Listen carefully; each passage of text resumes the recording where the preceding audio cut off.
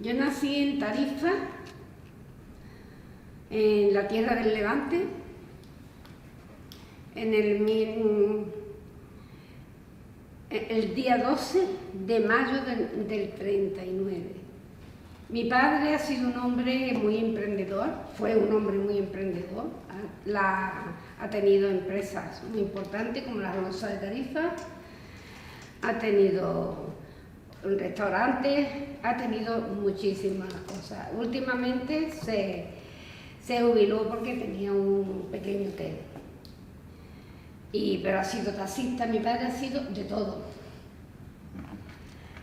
Una buena persona, una persona que con 7 años estaba en el campo, solo 15 días, él solo guardando cochinos, no iba a su choza de su padre nada más que de 15 en 15 días, no fue al colegio, aprendió cuando fue a la mili y allí aprendió a chofer.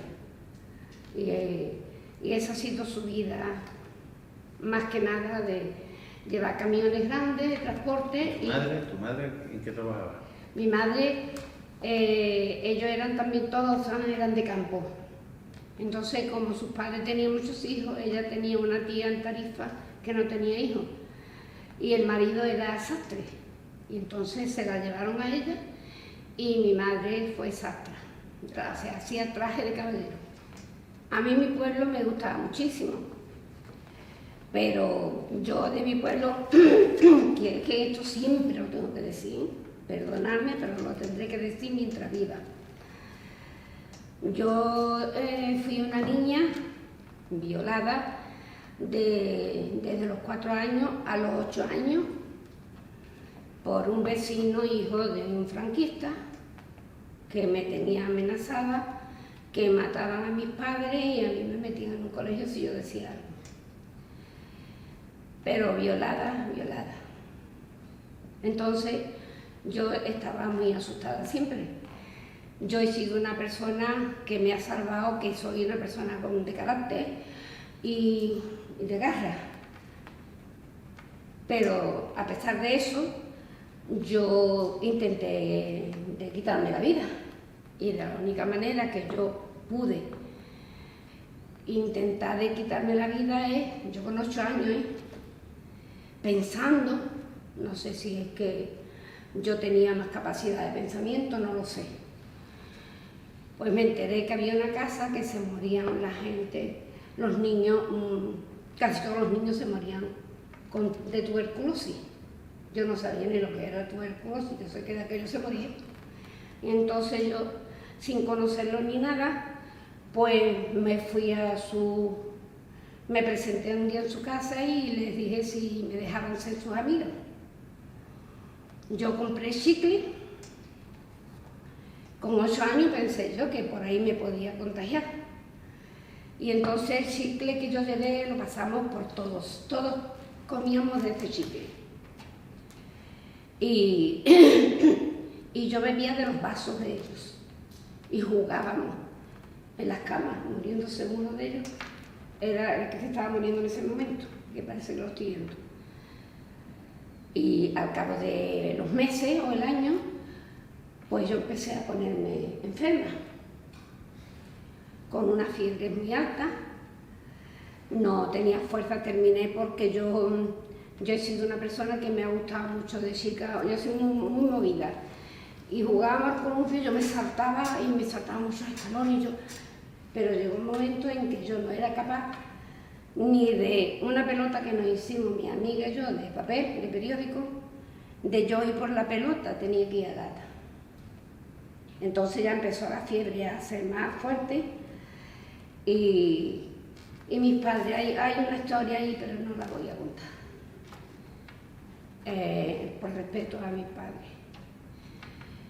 Mis padres se han muerto y no han sabido que a mí me han violado, ni lo que yo he pasado. Entonces, pues yo cogí esa enfermedad y un día, pues una prima mía, mayor, pues llegó a casa y dice, mamá, tita, que mamita está muriendo. y entonces me llevaron a un médico de Algeciras. Me hizo un reconocimiento, yo iba casi inconsciente, en junio fue. Y me hizo un reconocimiento algo especial, porque yo lo que noté era algo duro en mis partes. Me imagino que era un espectro. Él sí supo que algo había, pero se cayó. No, en aquella época él diría así, si es el padre, uno de la familia, yo aquí no me meto. Y nada, yo pasé 2 años en cama, a punto de morir el primer año, porque fue muy fuerte. Y cuando ya estaba al segundo año me levantaba, estaba unas horas levantada y después acostada. Tuve que estar 2 años haciendo reposo. Y en esa época, dice mi padre, me ha salido un trabajo en el puerto de Santa María, en Ojao para allá. Y yo vi la gloria. Para mí fue esa mi liberación, porque encima era un vecino que lo tenía allí. Y entonces, cuando vinimos para acá, somos 5 hermanos, todos llorando, que no se quería, y yo muy feliz, porque yo, a pesar de todo lo que me ha pasado, he sido una persona alegre, una persona que me ha gustado la vida. Y entonces mis padres extrañaban, venga, pero que ves con tu hija, tu amiga, y dejamos el pueblo que ha sido siempre nuestro, y tú hay que ver cómo está.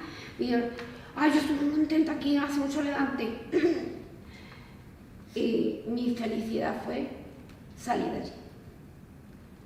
¿Qué quiere decir esto? Yo salí, pero yo salí marcada totalmente, en todos los aspectos de mi vida, en todos, ¿eh? Yo no lo pude superar, eso. Yo lo he superado, ya hoy totalmente, porque vi en un periódico en El Mundo una parlamentaria de no sé qué país era,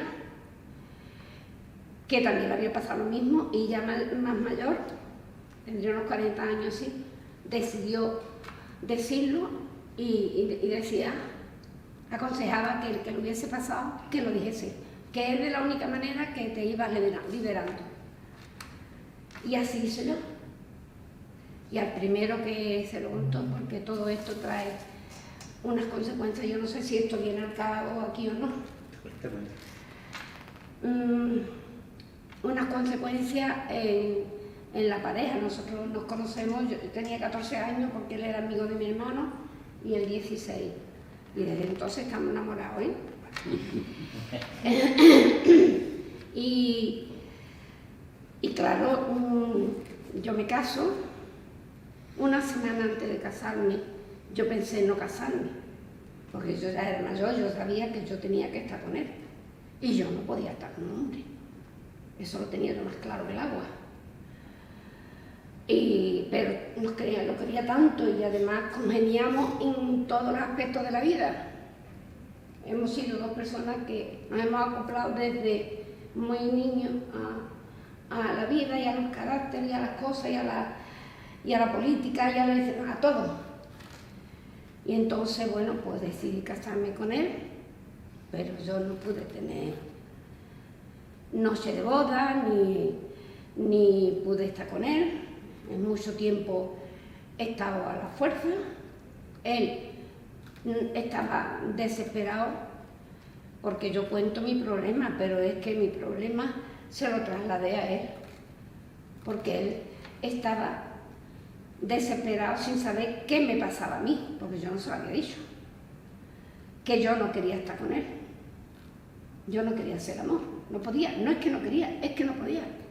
Y no porque yo hablo muy claramente, yo soy una mujer que ardiente, vamos, que a mí, con que me tocara ella, estaba yo dispuesta, pero a la hora de hacer el amor, de la introducción, era imposible, porque no era aquel. Y entonces, claro, él estaba descompuesto, hasta que nosotros llevamos 57 años casados, pues llevaríamos unos 30 años, fuimos una vez de viaje los dos, y él me planteó una cuestión sexual. Y yo, pues nada del mundo, vamos. Y entonces él me dijo, voy a decir tal como me ha pasado, me descubrí, es que tú eres, ¿a ti qué te pasa? Tú eres muy fría. Y entonces yo le dije, no, vamos a sentarnos que te voy a contar ahora. Yo no soy fría, tú sabes que nada más que me tocas y yo me enciendo, porque si no, que me gusta, que soy sexual, vamos, ardiente. Y entonces fue cuando se lo conté a él. Y a partir de ahí he tenido a mi lado el hombre mejor del mundo, me ha ayudado muchísimo, pero me ha costado muchísimo trabajo quitarme eso de la mente. Eso se me ha ido quitando poco a poco. Y conforme han pasado los años, pues yo he podido estar con él. Yo no tengo problemas ya en el sexo en absoluto, ni muchísimo menos, aunque seamos viejos, nosotros tenemos sexo. Eso de que no hay sexo cuando somos viejos no es verdad. Cada cual busca su forma de hacerlo, porque vienen circunstancias, que ahora no viene al caso aquí, pero que tú te adaptas y haces una vida sexual perfecta, bonita, perfecta y sin nadie que me interrumpa en la mente. Entonces, pues cuando hace 6 años, ¿no?, él me propuso escribir un libro sobre mi vida, que se llamó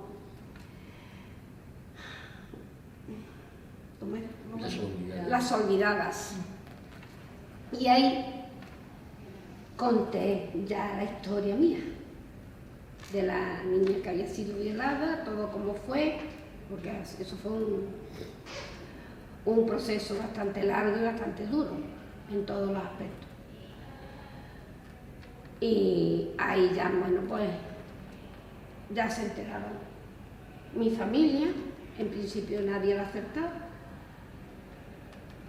aún ni yo creo que no le agradó, sintiéndolo muchísimo, incluso ni mis hijas, que lo hubiese contado, a mí me dio igual todo, porque yo tenía eso que hacerlo por mí y por otras personas. Porque cuando alguien es violado, tiene que decirlo. Y una niña, por eso yo he querido trabajar en colegios, con los psicólogos de los colegios, para que si hay niños que son violados y niñas, eso se nota. Porque a mí se me notaba, seguro.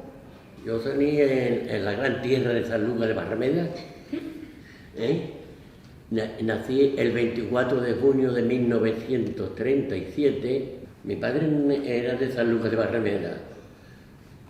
Yo vi ese contexto porque me parece importante. San Lucas de Barrameda era una tierra donde ha florecido mucho y ha cuajado mucho el anarquismo, pero un anarquismo que era un anarquismo sindicalista, pero además naturista, vegetariano y sobre todo pacifista. Nació, no tenía más padre, porque se le murió el padre de muy joven, y lo crió la madre. La historia de mi padre, mi madre y mi abuela, yo no la conozco muy bien. Sé que él de muy pequeño militó en la CNT, en esa rama, hasta el extremo que conocía a nosotros cuando, fíjate, que siendo ya mayores nosotros, nos enteramos que un amigo de mi padre, que se llamaba el Rubio, muy conocido en San Lucas, el Rubito le decían, muy conocido allí, se estaba muriendo y fuimos a verlo y nos reconocimos. Fue una gran alegría para él, para nosotros también.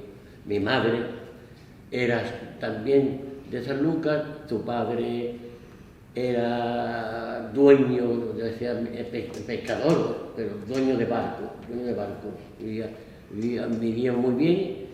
Mi padre se tiene que trasladar al puerto cuando salta el movimiento, porque hasta estar militando en el movimiento anarquista, resulta que lo iban a fusilar, y esto se lo plantea como guardia civil, y eran amigos de la familia, y se tiene que venir al puerto, y por eso nosotros nacimos en San Lucas, pero nos criamos en el puerto de Santa María.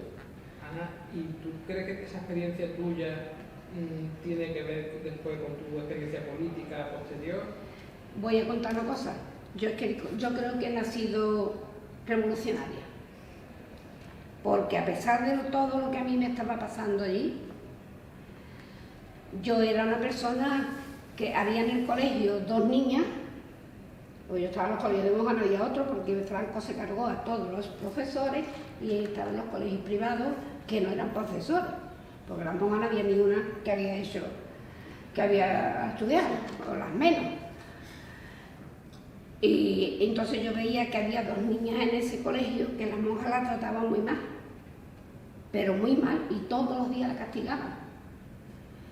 Yo tenía, entonces lo que se tenía en el colegio era la historia sagrada y el catecismo, y yo me lo sabía de memoria, porque me gustaría leer, yo qué sé, no sé por qué fue. Y entonces esas niñas todos los días eran castigadas, y eran 2 niñas que jamás sé la voz, que todavía no sé la voz que tienen, que han tenido esas niñas, sino que la dejaban castigada en el coro, con las manos así, libros, horas y horas. Y yo, como he sido muy curiosa porque me ha gustado saber, allí en ese colegio había niños huérfanos, y yo decía, ¿de qué le daban de comer a estos niños? Y yo curioseaba y me iba a buscar la despensa y todo eso para ver si había comida para esos niños, ¿no? Y pues un día me las encontré a ellas en el coro así castigadas, y me di cuenta que la castigaban no porque no supieran, ellas no podían saber porque ellas estaban amargadas también, claro. Sí, así fue el trato que le darían a ellas, a las monjas. Cuando su padre estuvo en la cárcel muchos años, y luego cuando Franco, cuando eran unos años, 10 o 15 años, lo sacaba, y después lo mandaba a un pueblo donde se pudiera morir de hambre y que todo el mundo supiera por qué había estado en la cárcel. Y el padre de ella era ojalatero, y claro, pues no tenía nombre ni nada, pero sí sabían, por una que conocían, sabían que esas niñas eran hijas de ese. El desterrado. El padre fue esa es la palabra, desterrado. En las situaciones de dictadura se habla muchísimo de la falta de libertades, de la violencia y demás, pero ustedes además vivieron esa situación siendo niños. Yo niña. Claro.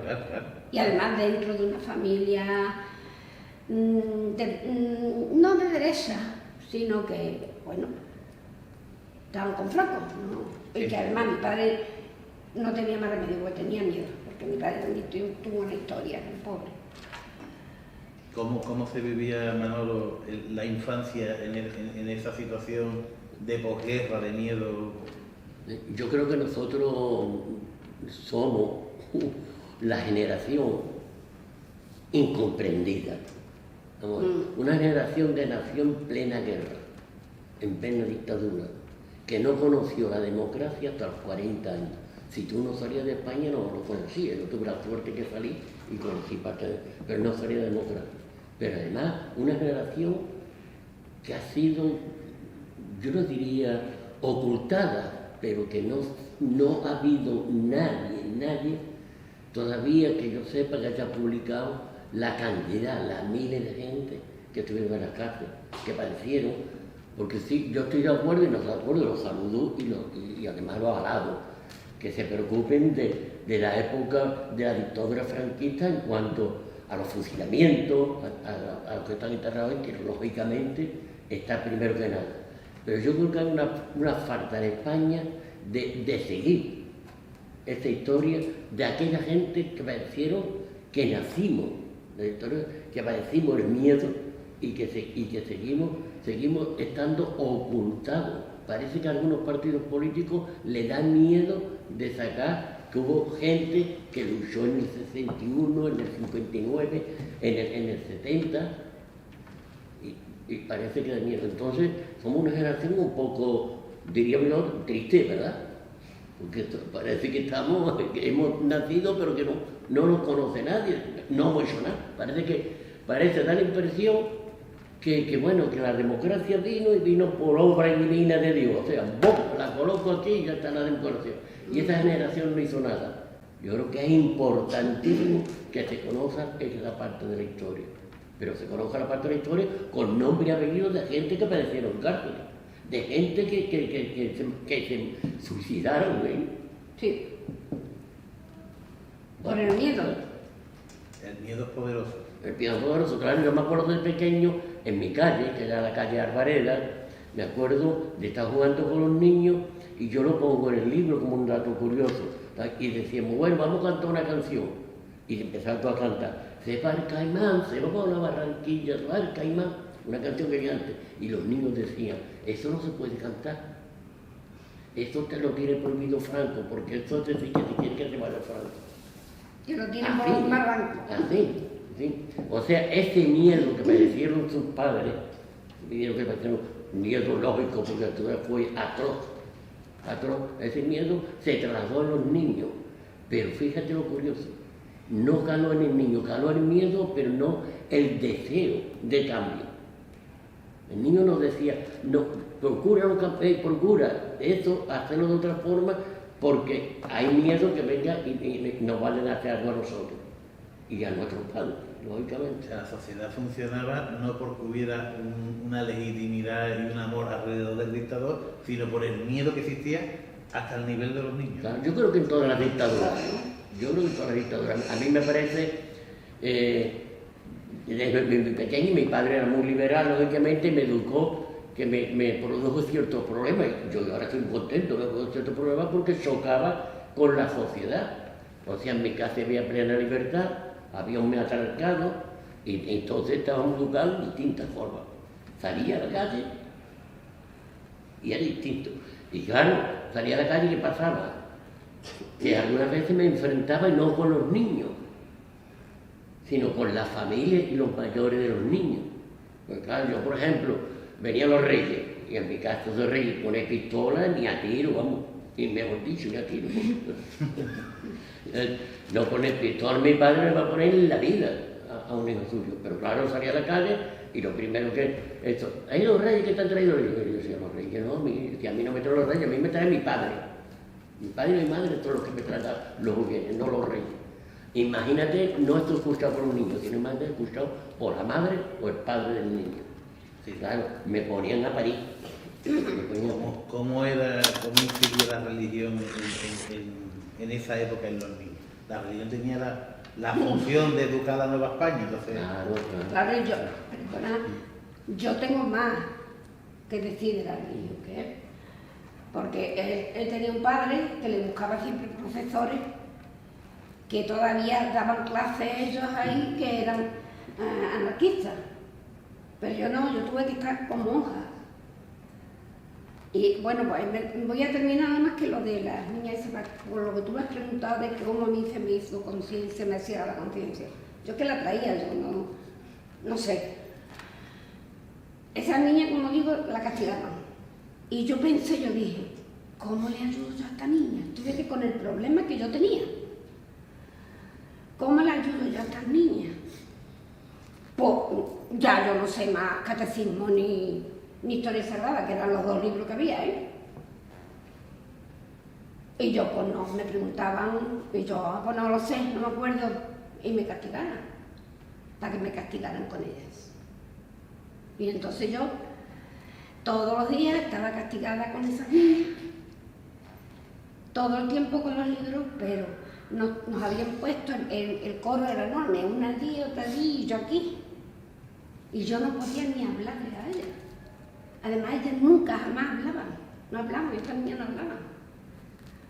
Pero yo estuve allí con ellas el tiempo que yo estuve en ese colegio hasta que yo me puse mala, ¿no? Y yo lo que sí, es que yo he sido rebelde, porque en mi colegio las monjas, que eran mala gente, claro, gente puesta por Franco, pues eran mala gente. Así es. y hicieron unas orejas de burro enormes y unas lenguas que llegaba al suelo de burro. Y aquel que era más torpe, o que ellas, aunque a ellas no le llevaban una telera de pan o un ramo de flores cuando ellas lo pedían, aparte de lo que pagaban, pues lo castigaban. Y paseaban a la niña por las clases de los niños y a los niños por las clases de las niñas. Pero yo le dije perdón, pero yo me acuerdo perfectamente que un día me lo fuera a poner y no. A mí no. A mí no me pone usted la lengua. A ver qué va a hacer tú, niña. Te cogemos y te la ponemos. Digo, no. Porque me voy. Y me fui del colegio. Pero hay una cosa. Yo he ido muy poco al colegio, o sea, prácticamente nada.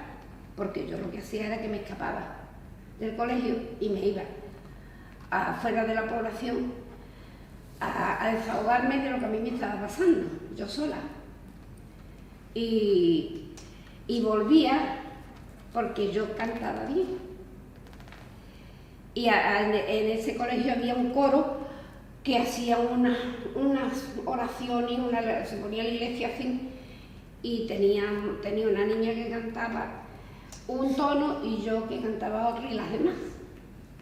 Pues yo era predilecta en ese coro, yo nada más que entraba al colegio para cantar, únicamente. O sea, y ni nadie se preocupaba de que yo no iba, de que se me castigaban, nada, eso no existía, no. Entonces yo sé lo que han pasado muchísima gente dentro de la iglesia, muchísima, porque yo a pesar de todo lo que me pasaba, ya lo vuelvo a repetir, no sé por qué yo tenía el carácter. Manolo, tu educación anarquista dentro de la casa con tu padre chocaba diametralmente con la educación nacional católica que estaba dispuesta para los niños. Sí, yo creo que, perdón. Sí. No, yo creo que la religión en general, creo, que han nacido del miedo de los hombres. Entonces, las religiones tienen un extremo, por ejemplo, las religiones lo que les interesa es que la gente sea inculta. O sea, tenemos que, por ejemplo, la religión católica, la Biblia la tenía prohibida. El Antiguo y el Nuevo Testamento no se podía leer, está prohibido. En España, la religión jugaba un papel muy importante desde muchos años. Cuando entra la República, hay una represión de la gente porque la gente en realidad había sufrido durante muchísimos años la represión de la Iglesia. Y hay una reacción que puede ser que fuese exagerada, yo no discuto eso, puede ser. Y se hicieron cosas que a lo mejor no se tenían que haber hecho. También tenemos que trasladarnos a aquella época, que es muy fácil hablar después. Hay que trasladarnos a aquella época. Hicieron cosas que no se tenían hecho. Pero también la religión católica, apostólica y romana fue cómplice, y hay que decirlo, cómplice de los asesinatos cometidos durante la guerra en España.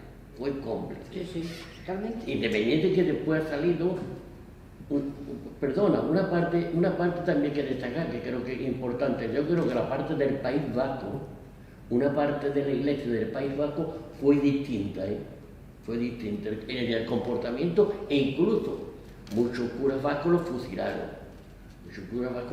Creo que eso es importante, que tampoco se ha destacado mucho en este país. Yo creo que es importante, pero la iglesia fue un castigo. Y durante mi época de joven, yo tuve la suerte que al tener el padre que tenía, pues huía de eso. Me buscaban profesores que daban clases particulares, el Curacín, en el puerto había un maestro muy famoso, que cada vez que venía Franco lo enterraban, que era Hernán Díaz, Cortés llamaba él. Y ellos tenían la librería en la calle Luna. Y entonces daba clases así, me procuraba meterme en colegio. O sea, yo nunca jamás ni levanté el brazo ni canté el corazón. Levantaba el brazo para lavarme, pero no para cantar el corazón, jamás. Manolo y Ana, ¿cómo eran las condiciones de vida ya cuando ustedes empezaron a ser jóvenes? Las condiciones de vida y las condiciones laborales de las empresas. ¿Qué es lo que se vivía ahí? Nosotros al conocernos nos conocimos, ella tenía 14 años y los 16. Yo empecé a trabajar a los 15 años. En el colegio, bueno, las cosas de aquel momento. Mi padre concedió que todos los hermanos ya querían trabajar y tener un hijo estudiante, los demás no, pues no venía a cuenta. Y además me había examinado aquí en Jerez, en la escuela de Derecho, en la Universidad de perdona, pero con ya la edad se me va a cosa, ¿no? En la escuela de comercio, y había entrado el primer año y había cateado 2 asignaturas. Y entonces mi padre consideró que ya había tenido pero bastante. Pero 2 asignaturas, perdón, que él era el primero en esa asignatura, matemática. Bueno, y lo castigaron y lo... Pero que chiquita, cometía el pecado que no lo hice bien, no lo hice bien por una sencilla razón. Imagínate un chaval que no tenía 14 años y venía a Jerez a la escuela de Derecho, un salón enorme lleno de gente y los profesores sentados ahí arriba. Y te llamaban al chaval y una pizarra y tenía que poner la pizarra, que me acojones. Coño, va a poner una pizarra y yo pues no la cateé. Y entonces me manda a trabajar, me lleva a trabajar a Terre, a entrar de botones en la oficina de Terre. Mi carácter era un carácter libertario, no me conformaba con las cosas, lo mismo en mi casa que en cualquier sitio. Entonces esto era un choque en mi vida, era un choque. Y yo sabía que iba a durar poco. No sé, empezaba que el botón en aquella fecha era el chiquillo que iba por los mandados de los administrativos, a traerle el bocadillo, llevarle el bocadillo y todo eso. Yo desde el principio dije, yo no llevo el bocadillo a nadie. Yo me levanto a las 8, desayuno en mi casa y vengo a desayunar. Si tú quieres, ven tú. Yo no voy por el desayuno tuyo. Claro, duré 2 días. Duré 2 días. A 2 días me castigan y me mandan al embotellado. Y ahí en el embotellado es cuando yo en realidad me formo más políticamente. Empiezo a conocer, ya conozco a tu abuelo, conozco al Víbora, conozco al Selma, conozco una serie de gente, a Esteban, Vicente Esteban Camaño, conozco una serie de gente que tenían inquietudes. Y de ahí viene ya mi formación, diríamos, mi formación política no ideológica, porque mi formación ideológica ha sido siempre indiscutible, distinta, incluso de donde he militado, pero en aquel momento era lo que había y lo que resaltaba y lo que me interesaba resaltar. Hoy, que estoy aquí, me lleva tiempo que no se va a decirlo, pero lo voy a decir. Yo creo que los comunistas tenemos que hacer una autocrítica porque fuimos culpables del seguimiento del franquismo, echando la culpa que todo lo que pasaba en España lo hacían los comunistas. Y hubo mucha más gente. Y tuvimos un poco de culpa porque nos encerramos. Y evitamos que más gente resaltara en la lucha. Yo creo que eso es también una cosa que tenemos que hacer. Eso es difícil de entender por parte de gente que militan, y difícil de entender por parte de gente que ha sido compañeros míos militares. Claro, pero perdona, porque tenía que ser así, porque tú no podías abrir ese abanico, porque enseguida estaba cogido. O sea que tú tenías que hacer todo clandestinamente. No, pero yo lo que quiero decir otra cosa. No ve cómo nos llevamos bien, pero tenemos distintos criterios. Yo no me refiero. Llevamos 72 años juntos. Lo que está hablando es la construcción del relato del partido, monopolizando todas las cosas. Monopolizar todas las cosas. Yo me refiero no a la militancia, que yo estoy de acuerdo por desacuerdo con lo que hemos hablado antes, de que tú una militancia en una dictadura no puede ser ni en absoluto parecida a una militancia en una democracia. El que quiera comparar que en una dictadura tú tienes que haber democracia en un partido está equivocado. Bueno. Está equivocado porque una democracia en un partido significa estar en manos de la policía. Claro. Eso está clarísimo. Vamos, la policía tiene bastante tenía y tiene bastante. Y de hecho, haciendo así y todo, nos pasó muchos casos. Yo he vivido casos de gente que eran policías que estaban militando en el partido. ¿entiendes? Sí. Y todo eso, tú tienes que tener una regla, y esa regla. Y tenías que confiar en el que estaba por encima tuyo, porque claro, confiar en el que está encima tuyo, tampoco lo puedes tú mirar con los ojos de hoy. El que estaba encima tuyo no iba por dinero, porque tú lo que hacías, si estabas trabajando para partido, es perder dinero. Y lo que hacías es tener un peligro permanente sobre ti. Hoy no, hoy el que está por encima tuya en el partido está ganando un salario, está liberado, está ganando un salario, y no quieren que le quite el puesto ni a tiro. Y si no, tú examinas en muchos militantes de muchos partidos hoy día, y hay muy pocos que tengan nómina o que hayan tenido nómina, ¿eh? En la clandestinidad hay que aprender a obedecer. Hombre, no planto obedecer, también eso hay un Depende error, de la persona también. También depende de la persona. Yo en la clandestinidad me he puesto en contra de cosas. ¿En contra de? En De contra, cosas. de cosas por ejemplo, en la clandestinidad nosotros planteamos, y en eso, aunque Carrillo después, si queréis puedo hablar algo de mi criterio de Carrillo, pero Carrillo sí fue conjunto con el Partido Comunista Italiano los primeros que se enfrentaron a la Internacional Comunista. Ya basta de mandar. Cada pueblo, cada nación tenemos que tener nuestro propio criterio de cómo tenemos que hacer la revolución. Yo creo que esto es importante decirlo, independiente de que Carrillo venía del Partido Socialdemócrata, que era de las Juventudes, con un criterio del Partido Socialdemócrata distinto al que se tiene ahora, que también hay que tenerlo en cuenta. Claro, yo hablo de unos años que puede sonar mal cuando lo escuchen los de hoy. El Partido Socialdemócrata de entonces, el Partido Socialista de Melbourne, era un partido revolucionario. Independiente que en la guerra se puso en contra y mató a comunistas y a otra gente, para hacer un pase con lo que fue el franquismo. Pero era un partido revolucionario. Hoy el Partido Socialista no es un partido revolucionario. Hoy el Partido Comunista, el Partido Socialista seguramente, si lo comparamos en aquella fecha, puede ser un partido muy bien de centro derecha. Perfectamente cumple con esa función. Entonces, en los partidos, tú enfrentarte en un partido clandestino, lo que pasa es que, diríamos, hay obligaciones y hay derechos y tiene que demostrarlo. O sea, un responsable en un partido clandestino tiene la obligación de conocer a sus militantes. Claro. Y conocer a sus militantes no significa estar en un despacho escribiendo, significa ir a visitarlo, ir a visitar a los pueblos, conocer qué paso da, de quién es, cómo se porta en su casa, hacer un seguimiento de ese militante, para tú después poder darle la confianza y la responsabilidad. Si no cumple eso, ese partido no triunfa, Ese partido no triunfa. Tú tienes que cumplir eso. Pero no, ¿cómo dais el paso vosotros vamos a volver un poco atrás? Sí. ¿Cómo dais el paso vosotros a integraros en el Partido Comunista o las comisiones obreras o lo que se pudiera crear en el puerto? ¿Tú hablas o hablo yo? Si tú quieres hablar un poquito, pero no me entiendo. No, hombre, porque en verdad yo no he sido una mujer, yo no he podido ser, por desgracia, ni una estudiante ni una mujer trabajadora. Yo era una ama de casa que aprendí de todo divinamente.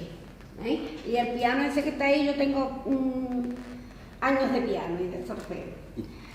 Porque era lo que a mis padres eso le hacían parecer de una clase social más elevada.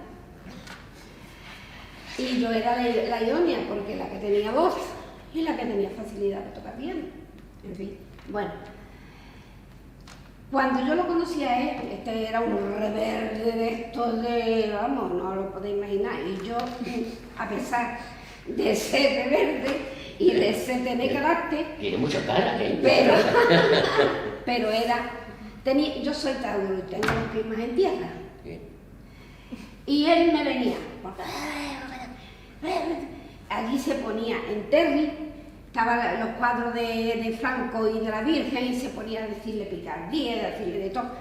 Y él era la revolución, era así, solo.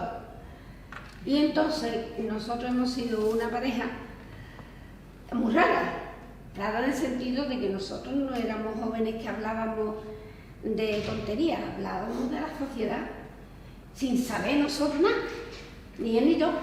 él sabía un poco más por el padre, pero yo no sabía nada. Yo sí sabía que había un tío que se llamaba Franco que me daba gente, eso sí, me lo enseñó muy bien el que me violó.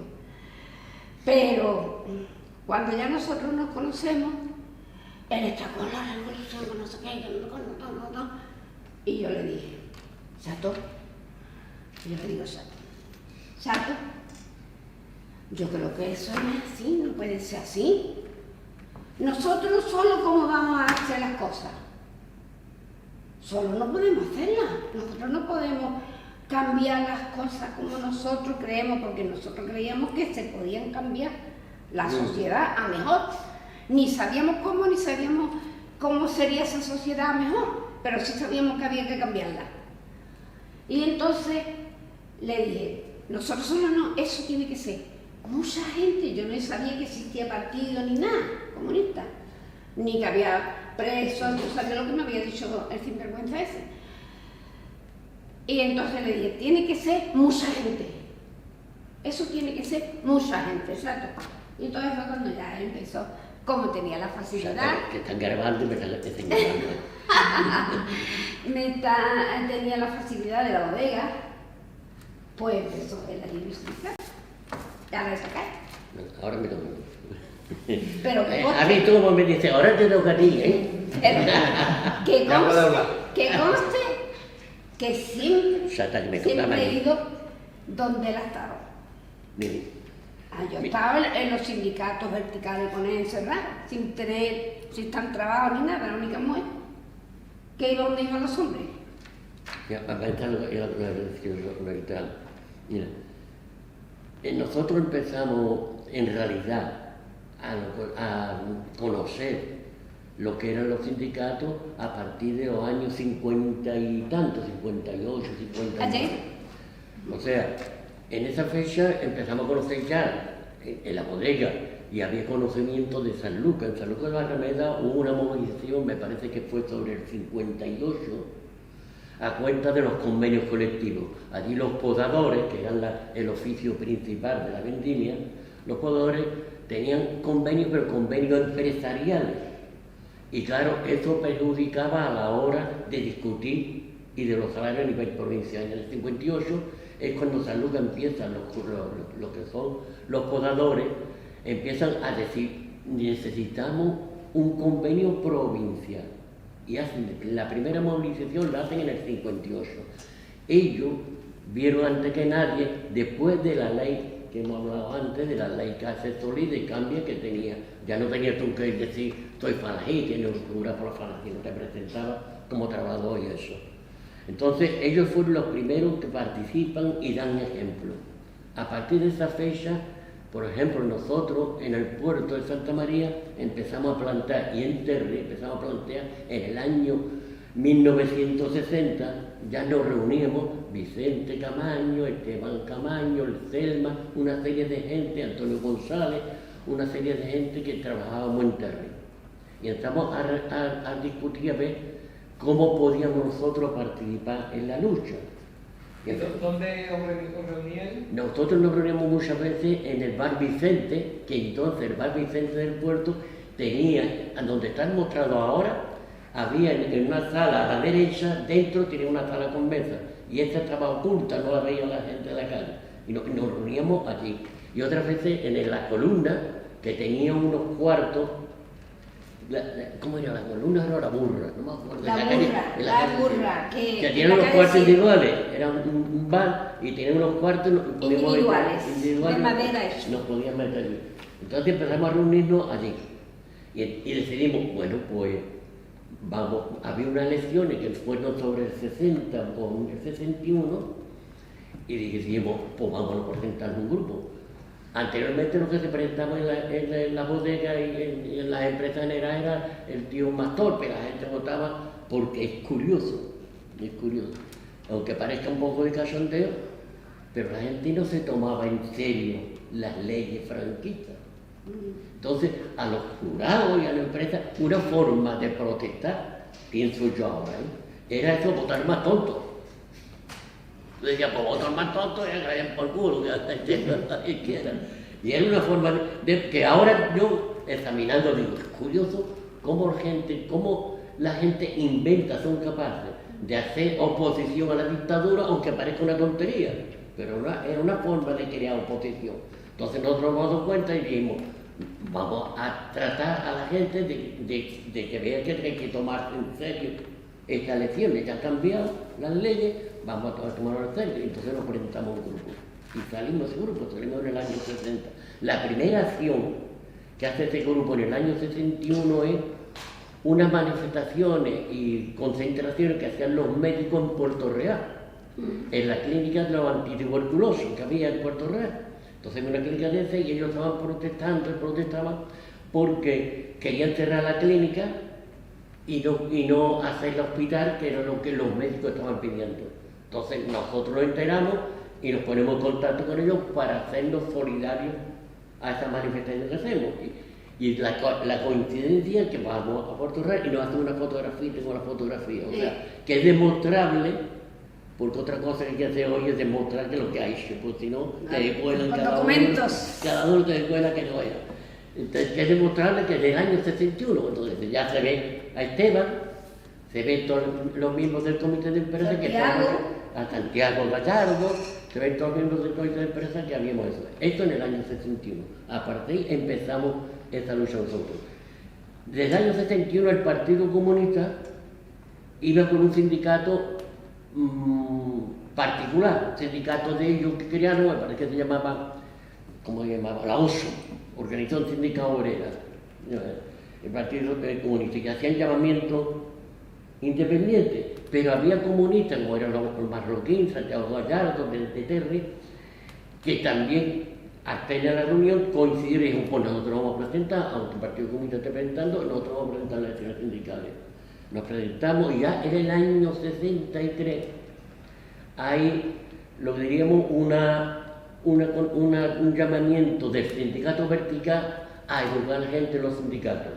Y hacen unas reuniones que a veces había hecho anteriormente en Madrid, estas lo hacen en el Valle de los Caídos, en el 63. Lo hacen en el Valle de los Caídos, ya participan toda una serie de gente y ahí empezamos a conocer. Y empezamos a conocer ya gente que eran de la OA, que venían de la organización obrera juvenil, que eran católicos, grupos católicos, venían de la OA, empezamos a conocer ahí, que fueron un serio de gente eso. Nos sirvió mucho para conocer la gente del resto de la provincia, porque aquí participamos cerca de 200 personas por ahí en el Valle de los Caídos, estuvimos una semana. Y ahí es cuando comenzamos. Y en el año 63, que se repiten las elecciones, es cuando ya hacemos un llamamiento en general, y lo hace también la OA, junto con ya, no sé si ya empezaba la USO empezó un poco después, la OA, pero ya hacen un llamamiento a los trabajadores para que se presenten las elecciones que había en el año 63. Y la realidad es que aquí, sobre todo en el puerto y en San Lucas, en Jerez también, hay huelgas de las fuerzas políticas. Y ahí diríamos que empieza el movimiento sindical a aprender. Y empieza a aprender porque tú lo primero que tienes que hacer es procurar educar, diríamos si se puede, educar políticamente, aunque no partidistamente, porque partidistamente entonces, pero educar políticamente a los trabajadores. Había mucho miedo, había muchísimo miedo. Entonces empezamos a reunirnos y a discutir cómo podíamos nosotros llevar a efecto una acción que no pudiesen perjudicar a nadie y tampoco se pudiese echar encima la policía, pero quitarse un poco de miedo a la gente. Y es cuando nos acordamos que había entonces un plus familiar que se daba, que era una cantidad de dinero que la empresa tenía que poner, nos ofrecieron un porcentaje de las ganancias, no sé, que tenía que poner para repartir a las familias de sus trabajadores. Pero claro, a aquella empresa le da igual, lo hacía anárquicamente, aunque esa palabra se utilice mal. La hacía a su forma, Entonces, claro, nosotros dijimos, bueno, si nosotros nos metemos ahí y empezamos a organizar eso, estamos viendo un reparto más equitativo, mejor, y además estamos también plantando a los trabajadores que es necesario organizarse para poder luchar por tus derechos. Y ahí empieza la lucha. A partir de ahí, ya tú empiezas a numerar economatos de tierra, economatos de Osborne, huelga por los convenios colectivos, ya eran unas movilizaciones de forma muy sublime a nivel muy bajo, exceptuando en San Lucas, que en el año 1962, me parece, 62, en San Lucas de Barrameda, hace una primera manifestación, probablemente acá en España y en Asturias, me parece que hubo otra, no, porque en Asturias estaba en lucha, en ese sentido los mineros, y San Lucas lo que hace es, el movimiento de San Lucas es hacer una huelga a favor de Asturias, en el año 1902. Entonces, ahí creo que es la primera que se hace en la provincia de Cádiz haciendo una lucha, ya podríamos llamarle política, porque ya no era una reivindicación general de sus bienes, sino era en solidaria, una reivindicación. Y ahí se empieza esto. Ya tú puedes imaginarte, poder enumerar, primero no me acuerdo, todos los movimientos que se hizo a nivel empresarial, tanto ya de la vía, la construcción a nivel del puerto, como también el gremio de viticultores de San Lucas de Barrameda, empieza a enumerar por movilización a niveles de empresas. Hasta el año 1976, me estoy saltando la parte política porque yo creo que desde ahí la militancia era muy rara a nosotros, ¿no? Porque ella hay que decirlo, no me vaya a olvidar, la primera mujer en la provincia de Cádiz, y es increíble, la primera mujer en la provincia de Cádiz, que está movilizándose a favor de los trabajadores, es ella. La primera mujer en la provincia de Cádiz, la primera mujer que se presenta a unas elecciones generales, es ella. La primera mujer en la provincia de Cádiz que plantea su problema, una de las primeras, es ella. Y eso está ahí, bueno, que no. ¿Cómo participaban las mujeres en medio de este movimiento? Como yo, ya lo he dicho, no voy a repetir otra vez, he nacido revolucionaria.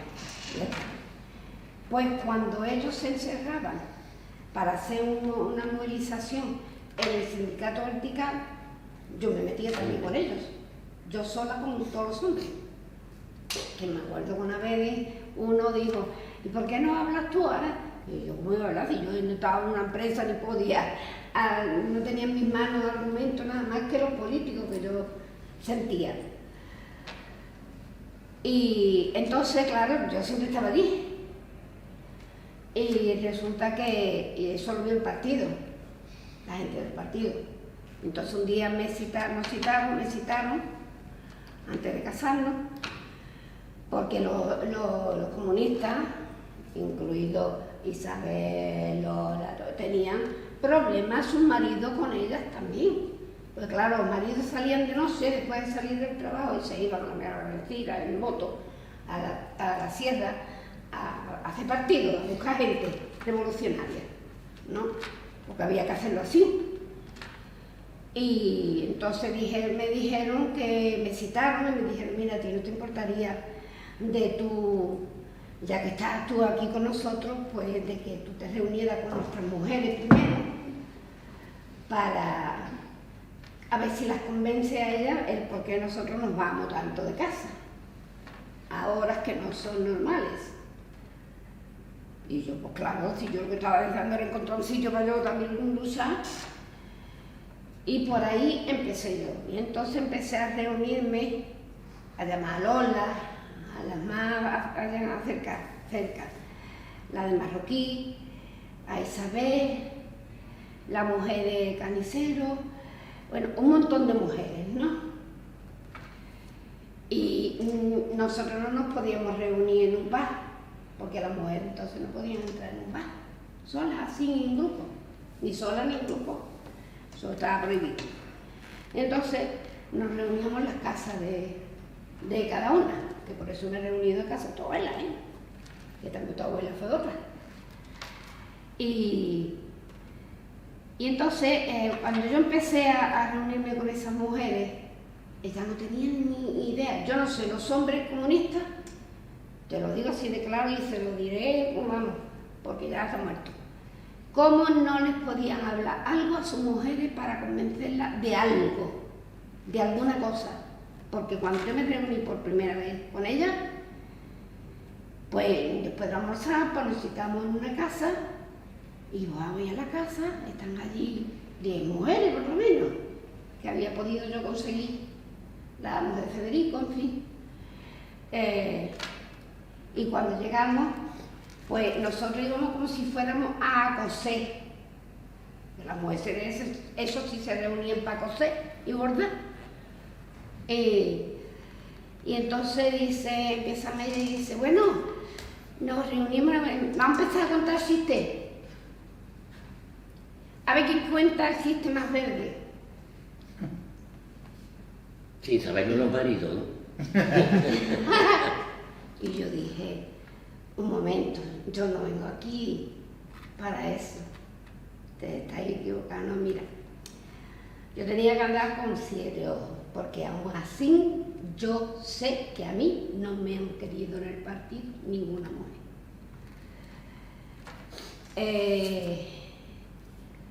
Porque ellas estaban criadas de una manera y tenían unos pensamientos y yo tenía otros.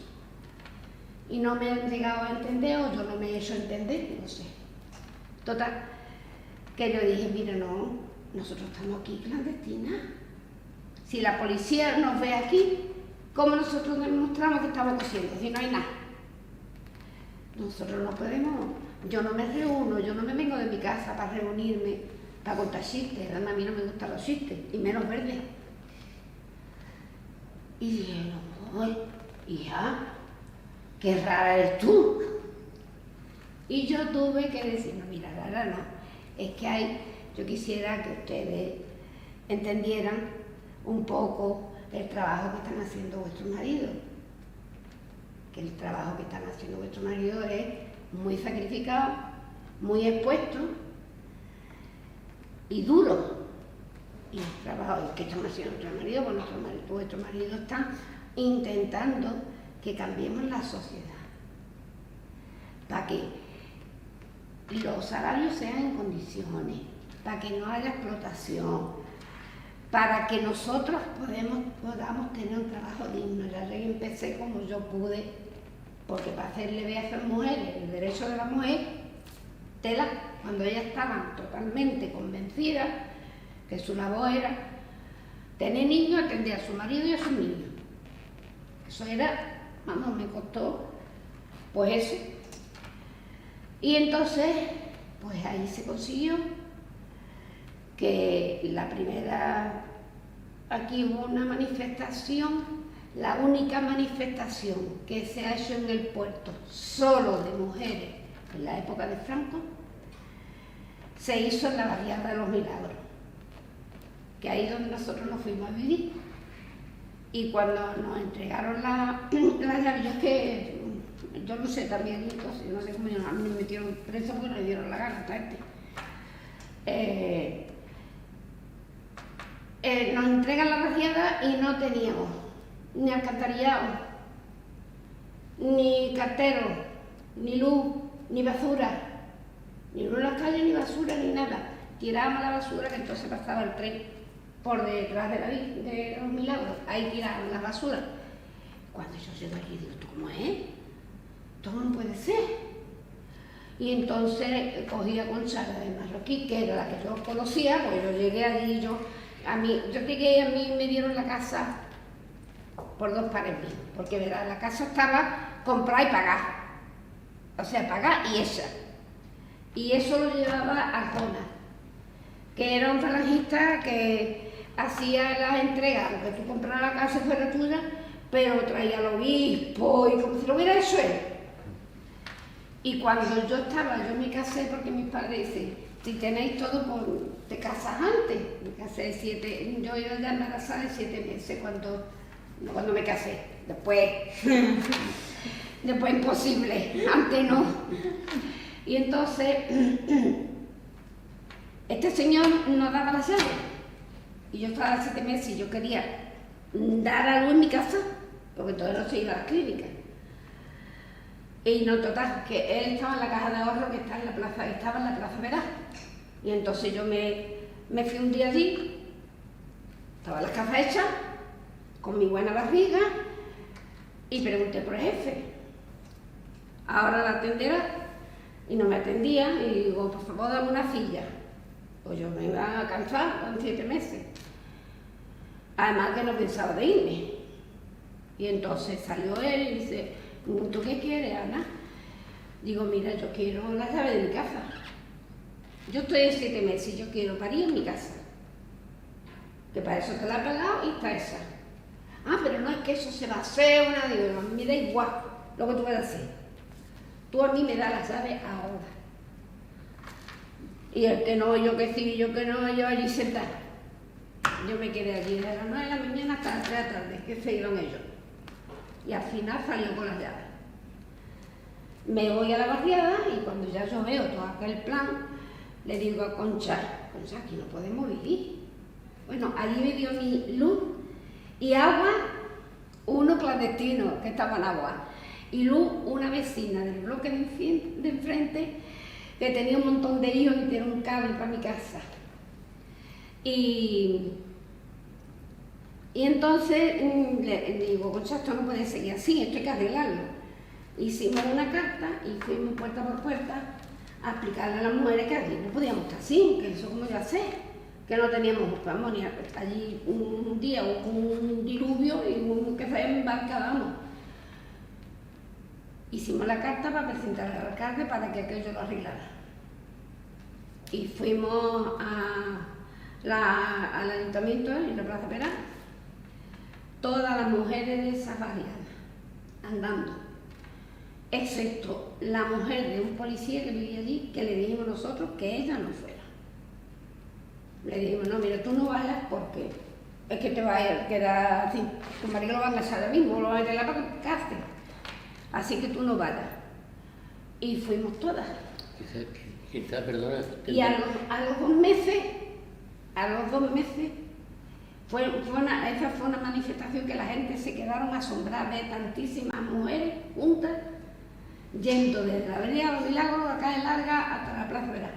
Y después de vuelta, pues a los 2 meses ya estaban allí las máquinas. Y esa fue la primera manifestación de mujeres que se ha hecho en el puerto, solo de mujeres. Primero, nosotros entramos a militar y nosotros no nos invita a militar el partido porque nosotros muy claramente decíamos que estaba en contra de toda la dictadura, incluida la dictadura del proletariado. Entonces, claro, el partido a nosotros no nos pide el ingreso. El partido nos pide el ingreso cuando ya vendría alguien de la ejecutiva, que venía de vez en cuando, y le plantea nuestras condiciones y viene a hablar a nuestra casa. En la barriada viene a hablar a nuestra casa, ya que nos miraron. Y nos plantea cuando nos casamos en el 1966. Es cuando nosotros ingresamos en realidad en el partido, aunque llevamos prácticamente, diríamos, militando junto a los comunistas desde el año 60. Pero en realidad nosotros entramos directamente en el comité provincial.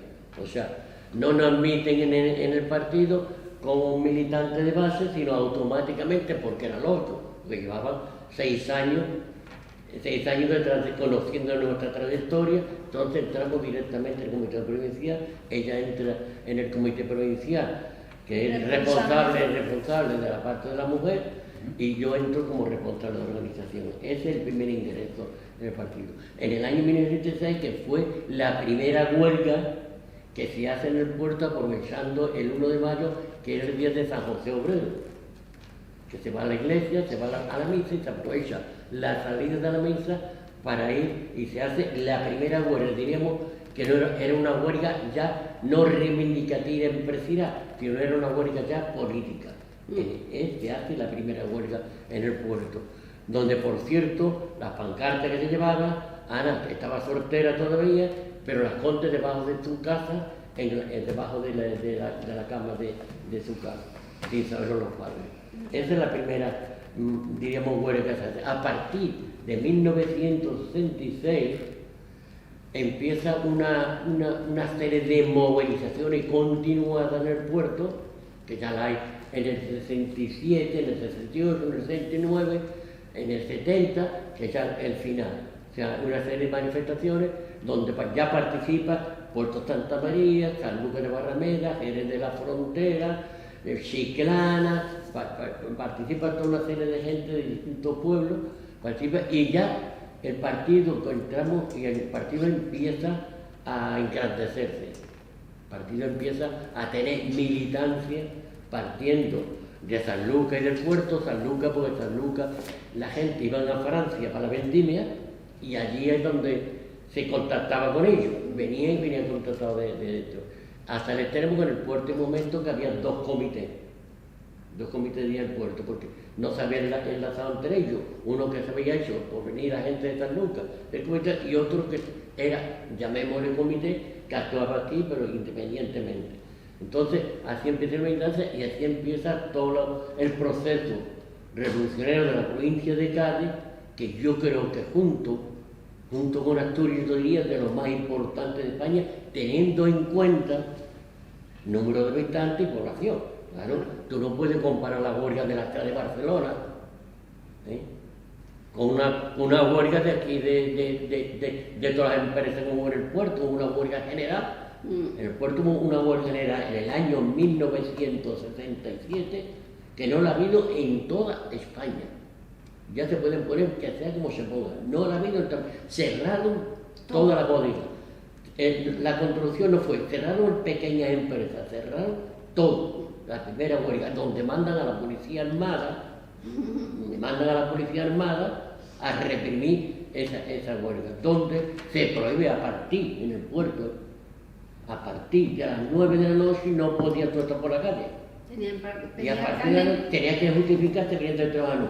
Y no se puede abrir más de 3 personas. Eso pasó en el puerto de Santa María en el año 1967.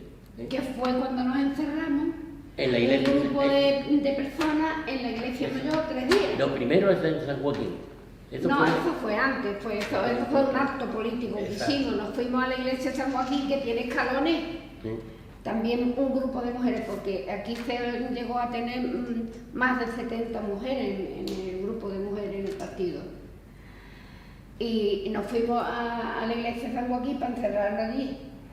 Y allí fue la policía a caballo, que no se me olvide la escuela esa en los escalones. Y pues de allí tuvimos que salir como pudimos por la sacristía, porque por la calle Cielo salieron detrás nuestra con los caballos. ¿El encierro en la Priorat cómo fue? El encierro de la Priorat fue en el año 1970, cuando hay una movilización en Sanlúcar de Barrameda, hay una movilización de los viticultores. Eso es muy importante. Y entonces nosotros aquí en el puerto nos movilizamos en solidaridad con esto. Y empiezan a detener gente ya. Eso hoy empieza la huelga en diciembre de Sanlúcar, en 1 de enero nosotros hacemos la manifestación, 1 de enero, y en el encierro coincide con la salida, diríamos, final de diciembre y 1 de enero coincide para solidarizarnos y ya en defensa de la gente que estamos metiendo en la cárcel.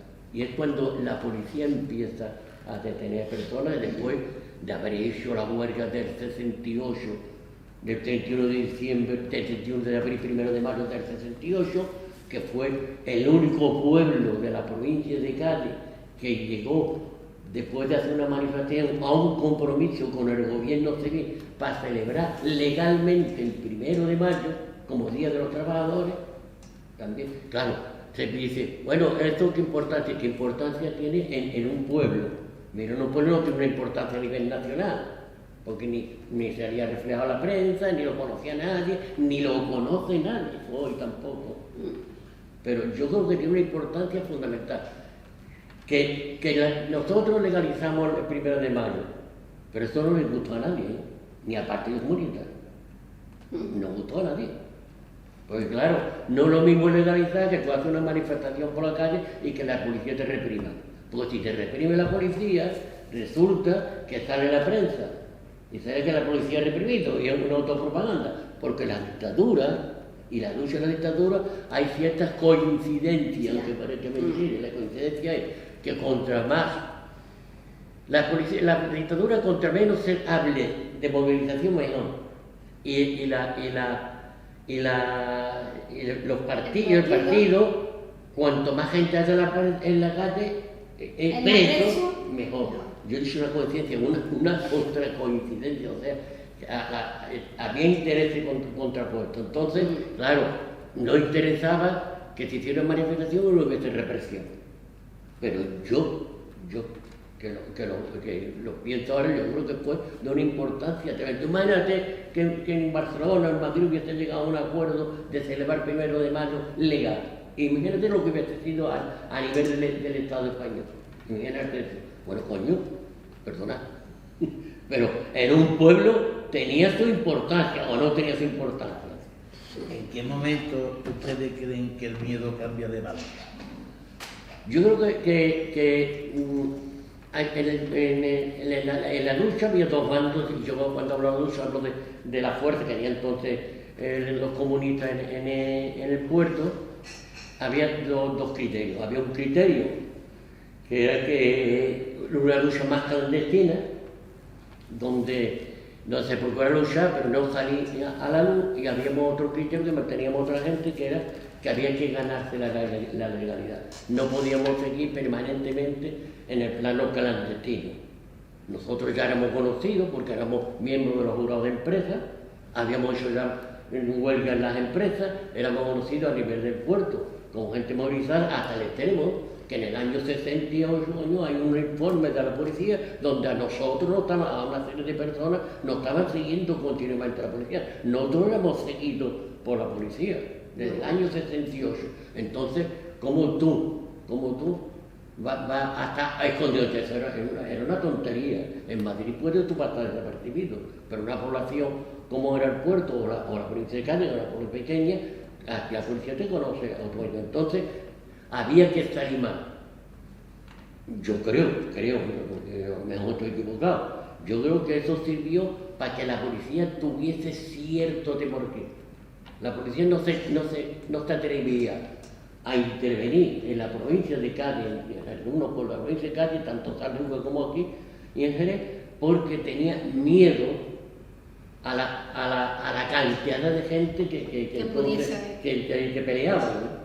Aquí en Jerez ya había más gente, ya estaba la USO, ya estaban los sindicatos y eso, y había más gente, ya tu tío Esteban, que había hecho del PCP, o sea, ya había más gente que me le daba. Entonces la policía tenía cierto miedo a la represión.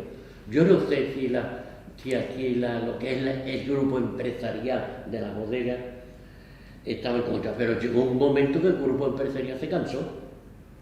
Estábamos consiguiendo beneficio importante, un empleado de Terry, una persona de la botella ganaba un dinero muy curioso, o sea, muy curioso, mucho más dinero que ganan hoy mucha gente, ganaban en aquella fecha, mucho más dinero que comparado, ganamos un dinero muy curioso, porque conseguimos, no solo el salario, sino conseguimos la valoración del puesto de trabajo. Conseguimos que en los trenes se pagara por el trabajo que se hacía. O sea, si tú hacías, en vez de 1000 cajas, hacías 1500, la empresa te pagaba. Y todo eso se consiguió. Entonces yo creo que todo eso es digno de destacar. Yo creo que fue una cosa importante. Logramos, yo creo, educar a los trabajadores que luchando se conseguía cosas. Creo que lo logramos. No logramos todo lo que nosotros queríamos en cuanto a la politización de la clase trabajadora. O sea, la clase trabajadora se movilizaba mucho por bienes materiales. Ahora, bienes políticos menos, en el puerto algo más, porque hicieron la primera huelga política, fue en el 68, el 30 de abril y 1 de mayo, pero bueno, se trabajaba más. Y también, en plena detención, hay que decirlo, en plena detención en el puerto, en 1970 salen de la iglesia, que estaban ellas en la iglesia y todo eso, un grupo de mujeres junto a un grupo de hombres, y salen en manifestación, con la policía, con la policía... Los grises. Y los grises, El pueblo estaba cogido. Desde la iglesia mayor, toda arriba, hasta la plaza del ayuntamiento, que también está demostrado Que no estamos diciendo cosas, porque yo no contamos cosas que se han hecho las empresas que no costan ningún sitio. Estamos tratando de hacer entender a la gente que hay cosas que es demostrable de la fecha. Y hay tantas... Por ir avanzando, la caída que hubo que vosotros librasteis, Sí. ¿cómo fue? No. Estamos llegando a esa época. ¿Eso era 71 o 70? No. 70, después de eso. La caída del 70. Sí, Sí, sí. la Hay que Mira, decir hay una falta de equilibrio ahí que Osborne echa despide un grupo de trabajadores, entre ellos Herbela. Osborne despide el grupo de trabajadores. Eso fue antes, ¿no? Antes, fue en el 68. Que también las mujeres hicimos un gran trabajo, ¿no? Ahí lo hemos hecho en el 68. Pero en el 69, en diciembre del 69, nosotros habíamos logrado que un grupo de juventudes comunistas se metiera en la organización juvenil de Falange. Había 300 jóvenes, ¿eh? Y ocupar lo que era la juventud falangista de aquella fecha, que estaba Caraballo al frente de ellos, y se ocupa. Entonces, estos jóvenes, los jóvenes que eran, y además eso, no solo por otra cosa, que celebrar final de año y cogen el cuadro de José Antonio y de Franco y hacen horror con el cuadro. Claro, esto la policía empieza investigando un año antes. Un año. ¿Quién denunció a los muchachos? El mismo que acabo yo de decir. Caraballo. ¿Qué es lo que hizo Caraballo? Caraballo lo que hizo es que en el 70, Sí, no, sí. en el 70, cuando hay las movilizaciones y ahí ya empiezan las detenciones por ahí, la policía llega, cuando nosotros estamos movilizando, la policía llega y dice, ¿por dónde podemos empezar el hilo? Y fíjate, curioso, no empieza el hilo por aquella gente que hemos conocido en el movimiento obrero. ¿Los sindicatos? Porque no eran tontos, claro. No. No empiezan a por ahí porque eso podía motivar Más huelgas. más movilizaciones de la gente. Empieza por el grupo de jóvenes que el año anterior habían hecho Eso en el auge. ¿Qué habían hecho? Lo que han hecho los de los cuadros y todo Los eso, cuadros. empieza por ahí.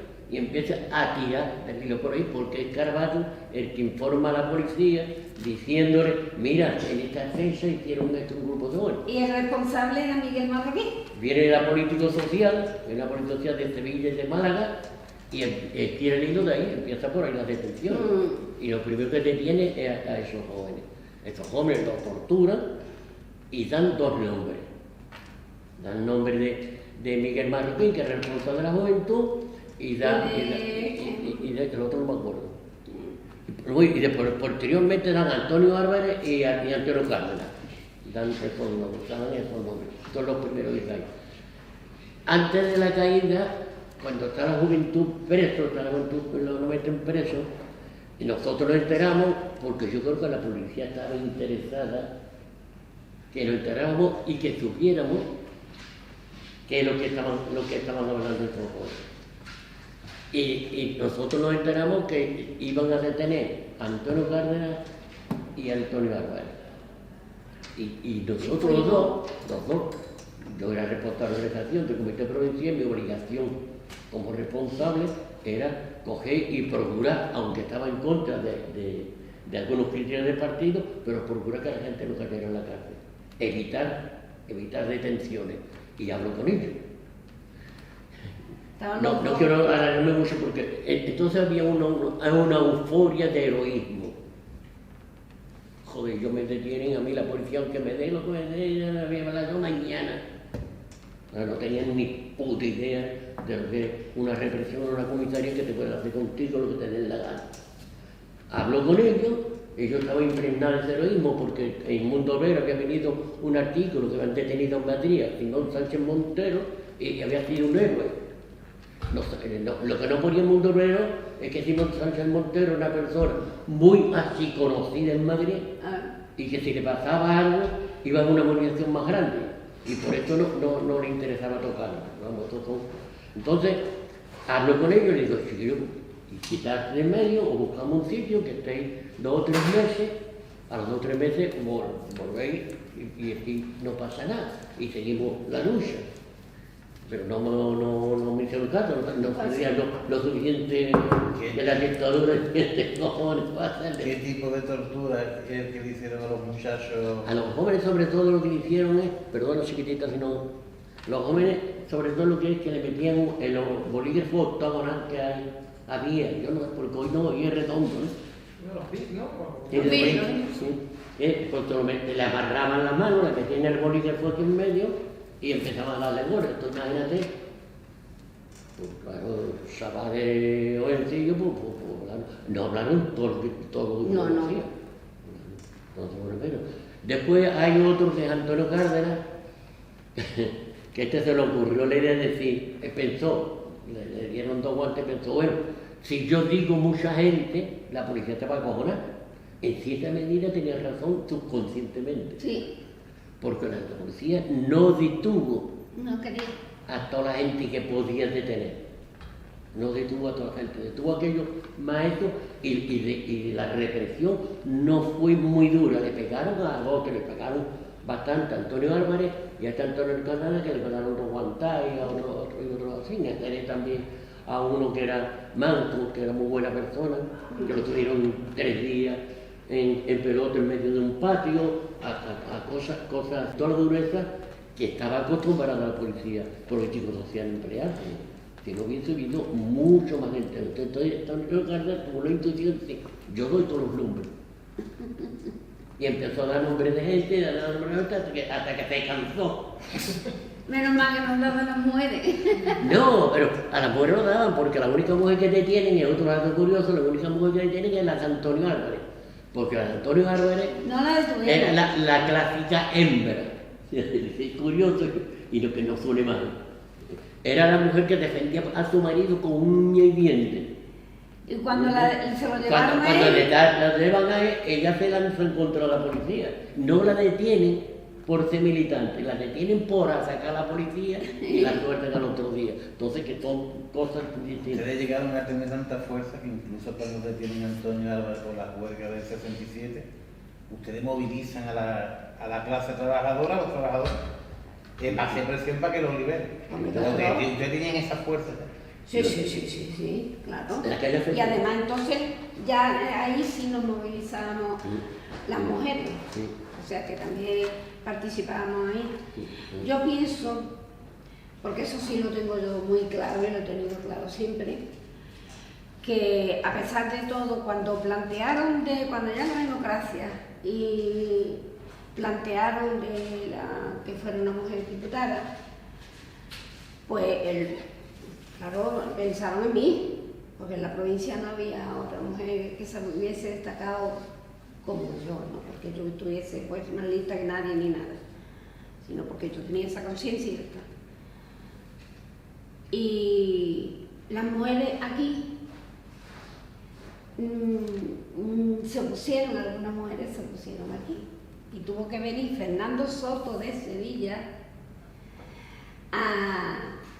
a reunirse con ella y decirle, vamos a ver, ¿quién es la persona que aquí ha estado usando hace muchos años y que tiene experiencia de aquí y de Francia? Porque es la que tiene que ir, es la mujer que tiene que ir.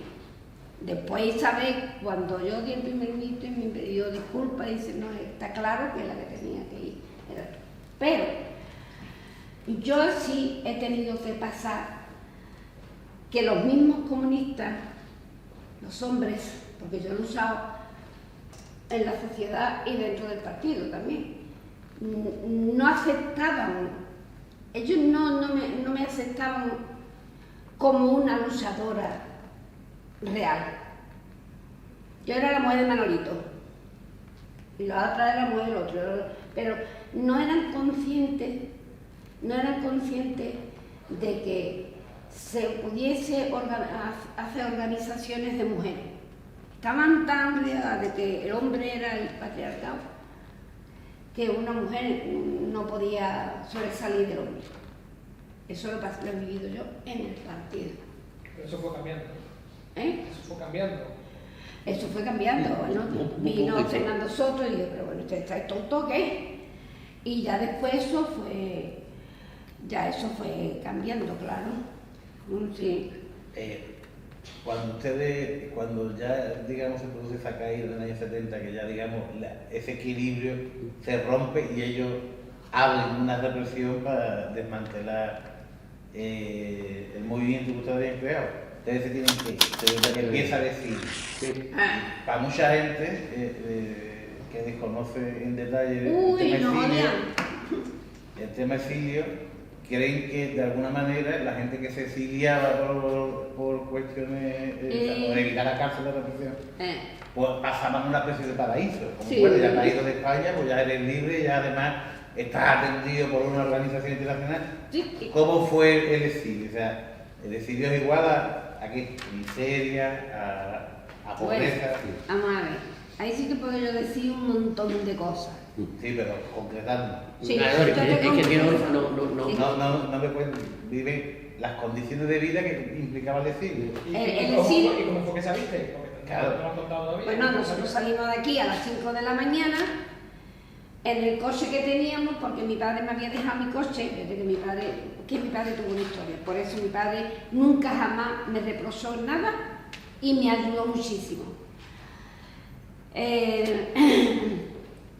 Cuando nosotros íbamos a salir de aquí, de Puerto Real, en el coche de mi padre, porque nuestro coche era el coche del partido, no hemos conocido, pero no pudimos porque ya estaba, cuando yo llamé a mi casa a la 1 de la mañana desde Jerez, ya mi padre me dijo, ay, ya no me hablaba a mí, como si fuera otra persona, digo, uy, está ahí la policía, entonces no podemos ir por el coche, por si le han sacado a mi padre algo del coche, nos tuvimos que ir desde Jerez, con el gordini, con mi niña con el pijama, con la gasa, que no era lo de ahora, eran tela y ya no había más, y un poco de dinero. Y de aquí nos fuimos, a las 5 de la mañana nos fuimos a Córdoba, porque el que iba con nosotros, responsable entonces del partido, Pepe, que estaba en el banco y se vino con nosotros, él sí quiso ir a hacer medio.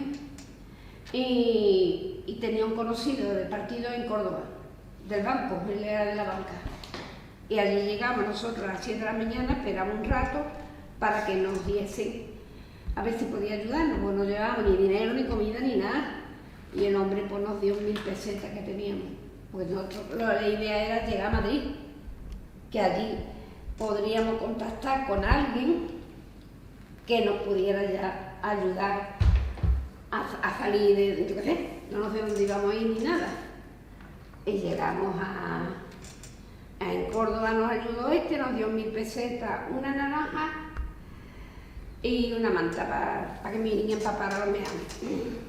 Nosotros tratamos de salvar gente y tratamos, por último, contactamos con Antonio, con Paco Artola. Sí. Con Paco Artola contactamos y le dijimos, nos tenemos que ir. Ya en una tontería plantada tenemos que ir. Entonces, la historia que da cuenta del padre del coche no se pudo hacer y nos fuimos con el gordini mío.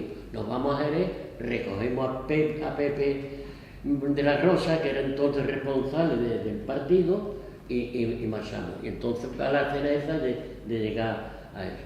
Nosotros llegamos allí y de allí, de Córdoba, nos estamos en Madrid.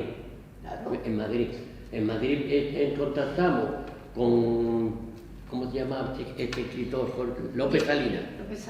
López Salinas, contactamos con una serie, allí sobre todo gente intelectuales, que fueron los que nos acogieron y nos cambiaron de casa. Y ya ella estuvo 2 meses, a los 2 meses el partido, concretando mucho, a los 2 meses el partido dice que ella tiene que regresar, que a mí me pareció una barbaridad, pero no habían detenido a ninguna mujer. El partido sacaría la conclusión que la policía no quería detener, no quería complicarse en detener mujeres. Entonces le dicen que ella vuelva, porque es el partido el que nos dice que salgamos, porque el partido me hace un pasaporte. Entonces estaba yo en la casa del crítico de arte Moreno Garbán. Esa no sé, porque nosotros en Madrid estábamos en muchos sitios, para que no nos cogiesen. Había una estructura del partido para evacuar personas en caso de riesgo. Yo no sé si iba una estructura para evacuar o había una estructura Ten en cuenta que mucha gente del partido tiene que salir para los congresos y salir clandestino. Había una estructura para organizar esa salida y esa es una estructura que se aprovechó para que salgan otros. A mí no me sacan como se hacía en los años 40 o 50 por los Pirineos. Yo salgo en el tren ferrocarril con una documentación con una documentación farsa. Que tuvo que aprender el nombre. Una estructura que podía hacer eso, exactamente, una estructura. Que en realidad yo creo que fue más un compromiso hoy día, un compromiso del partido que un deseo. Pienso hoy día, porque esta estructura estaba hecha para lo que yo digo. Igual, Marco Ana hizo una declaración, me parece cuando estuvo en el puerto, que decía que había una estructura para acoger a la gente, pero no era una estructura para acoger a la gente que llegaba muy exiliados, ¿no? Había una estructura para acoger, cuando se hacía una reunión del comité central, o se hacía una reunión importante de gente, para los cuales lo ha hecho, vamos, hoy es conocido, que había un hombre con una habilidad tremenda para hacer los pasaportes y hicieron un pasaporte falso. Y ahí salí hasta llegar a París. Llegamos a París.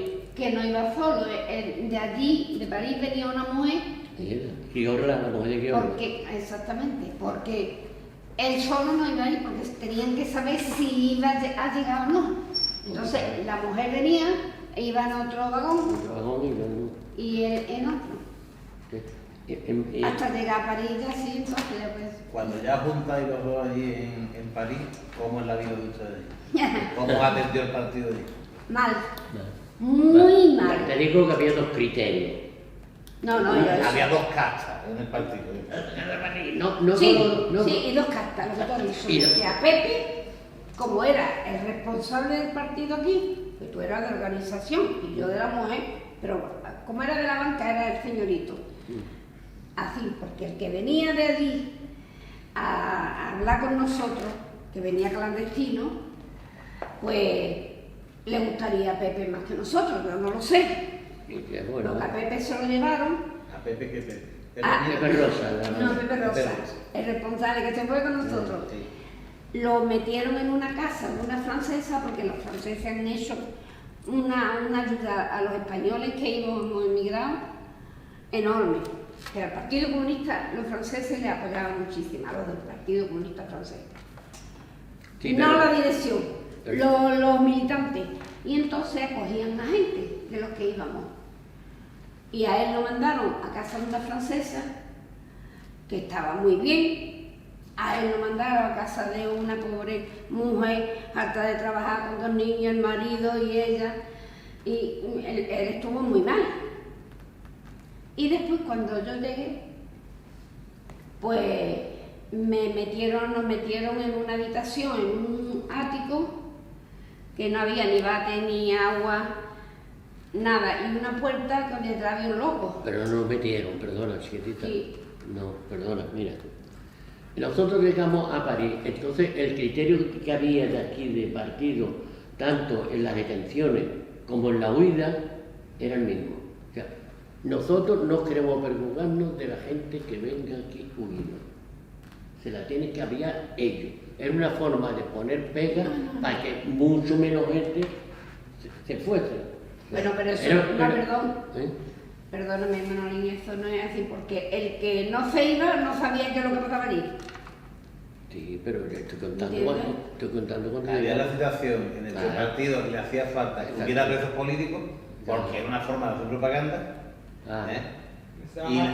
Y lo que no podía permitir es que hubiera una comunidad en el exilio que además no podía sostener económicamente. Claro. Ese era el hecho. Entonces nos encontramos que todos los problemas los tuvimos que resolver nosotros. O sea, cuando la casa que ella se refiere es gracias a una persona que cogió confianza con él y que además estaba en contra de algunas cosas del partido, que era el Merced de Rodríguez Chao, que es el preso que más años está en la cárcel, que por la que sea le caímos bien. Primero le caí bien yo porque primero me conocí a mí y después mi mujer porque era más guapa que yo. No, hombre, estaba casado. Es porque ellos no tenían niños, la mujer. Entonces le caímos bien. Y ese es el que nos ayuda y ese es el que se pone de acuerdo con uno que conocía en París, que había estado 17 años en la cárcel, que lo habían fusilado y se había logrado librar del fusilamiento porque se tiró al eso y ese día no dieron el tiro de gracia, no lo dieron y se salvó el pobre, se salvó el fusilamiento, que lo conocimos allí. Entonces esos son los que empiezan a ayudarnos, que por cierto él no estaba en el partido, no era militante del partido. No era militante. Y así que lo buscó una casa de francesas que eran solidarias con España, porque allí en Francia era muy conocido. Y nos metió en la casa. ¿En aquella habitación? En aquella habitación. Pero allí estuvimos nosotros un mes, a los 2 meses me lleva mi padre a mi niña. Porque me lo prometieron y me lo llevaron a mí, hasta Endala. Y fuimos a recoger a la niña a Endala. Claro, yo no podía vivir en aquella habitación con una niña, sin agua, sin bate, sin nada. Y entonces nos buscaron un amigo, el Merque Side, que menos mal que yo no tuve niños, porque yo le iba a poner Merque, pues de lo que nos queríamos, porque éramos familia. Y entonces nos buscó una habitación que fuimos a verla de noche. Y cuando fuimos nosotros de día, en la habitación había en cada trocito unos boquetes que cabían las niñas. Y tenemos una fotografía que fuimos a comprar un suelo de esos largo que se pone sin tazón y lo pusimos allí para tapar los boquetes. Lo que ellos quieren, perdón. Entonces, no lo respetamos. Entonces, no sé. Yo no estoy de acuerdo con ese criterio de que el partido no podía ayudar. No. Para mí, quería. No quería. Por eso mismo, pero no estoy de acuerdo. No estoy de acuerdo. Sí. Dilo tú. Empieza todo. Yo no estoy de acuerdo porque si el partido lleva allí 40 años con una buena organización, pues tenía una buena organización, con un partido francés apoyándolo al máximo, con mucha gente del partido francés apoyando también, tú tienes que mantener, o sea, intentar de arreglártela como sea, que todo el que va llegando allí, por lo menos es recibido. Por lo menos ve la cara de alguien, ¿no?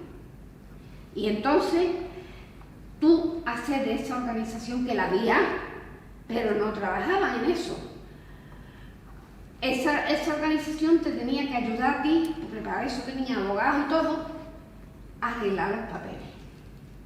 Porque hay un refrán que dice en Francia, te veis sin papeles. Y así nos vimos nosotros, solos y sin papeles, sin idioma y sin nadie, pero nosotros y todos, que le ayudase. Que había que tratar de buscar una empresa, que también las había francesas, que le hiciera la carta de trabajo, para que a la vez le hicieran la carta de refugiado, porque no te dan la de refugiado si no tienes la de trabajo, ni a la inversa. O sea que eso lo podían ellos haber organizado de 40 años que llevaban allí. Y dinero que se recogía, pues se recogía dinero de todos los países. Y eso lo sabemos nosotros, y lo ves tú más que nadie también, que lo ha llevado. Entonces... A mí no me rinde. Yo no estaba de acuerdo en eso. Sí, máxime cuando yo voy a Rumanía, ya ahí se me cayeron los palos del sufragio. Eso era, él no va más. Entonces... no creo que eso lo tenía que haber permitido el partido, porque allí hemos pasado, los que íbamos, nadie sabe lo que hemos pasado. Nosotros hemos pasado hambre y nosotros hemos robado comida. Y teníamos nada más que para darle de comer a la niña una vez al día. Eso no se puede permitir en una organización que lleva de 40 años, y que tiene a Santiago Carrillo en un chalet y a la mujer muy bien colocada y en otro chalet. No. Porque Santiago Carrillo ha luchado, pero yo también está luchando. Y tengo el mismo derecho que él. Tenga el cargo que tenga y sea él el inteligente que sea. Y eso yo no lo he admitido nunca en el partido. Por eso a mí en el partido, pues, como yo digo, la verdad es del barquero. Allí empezaste a conocer a Ignacio Gallego. ¡Hombre! ¡Claro! Lo conocemos a Ignacio Gallego porque ella está contando esa parte. Yo hay cosas que, no es que no esté de acuerdo, sino que me parece que era un momento muy complicado. Nos habíamos puesto en contra de Checoslovaquia. La Unión Soviética estaba haciendo la puñeta que podía y más. Sí. O sea, el partido estaba en un momento muy delicado y a lo mejor pues, no podían ayudar lo que quisieran. El Partido Comunista Francés quería que los militantes que llegaban de España fuesen militantes del Partido Comunista Francés, no militantes del Partido Comunista Español. ¿Entiendes? Todo eso es una serie de circunstancias que sería muy largo de contar.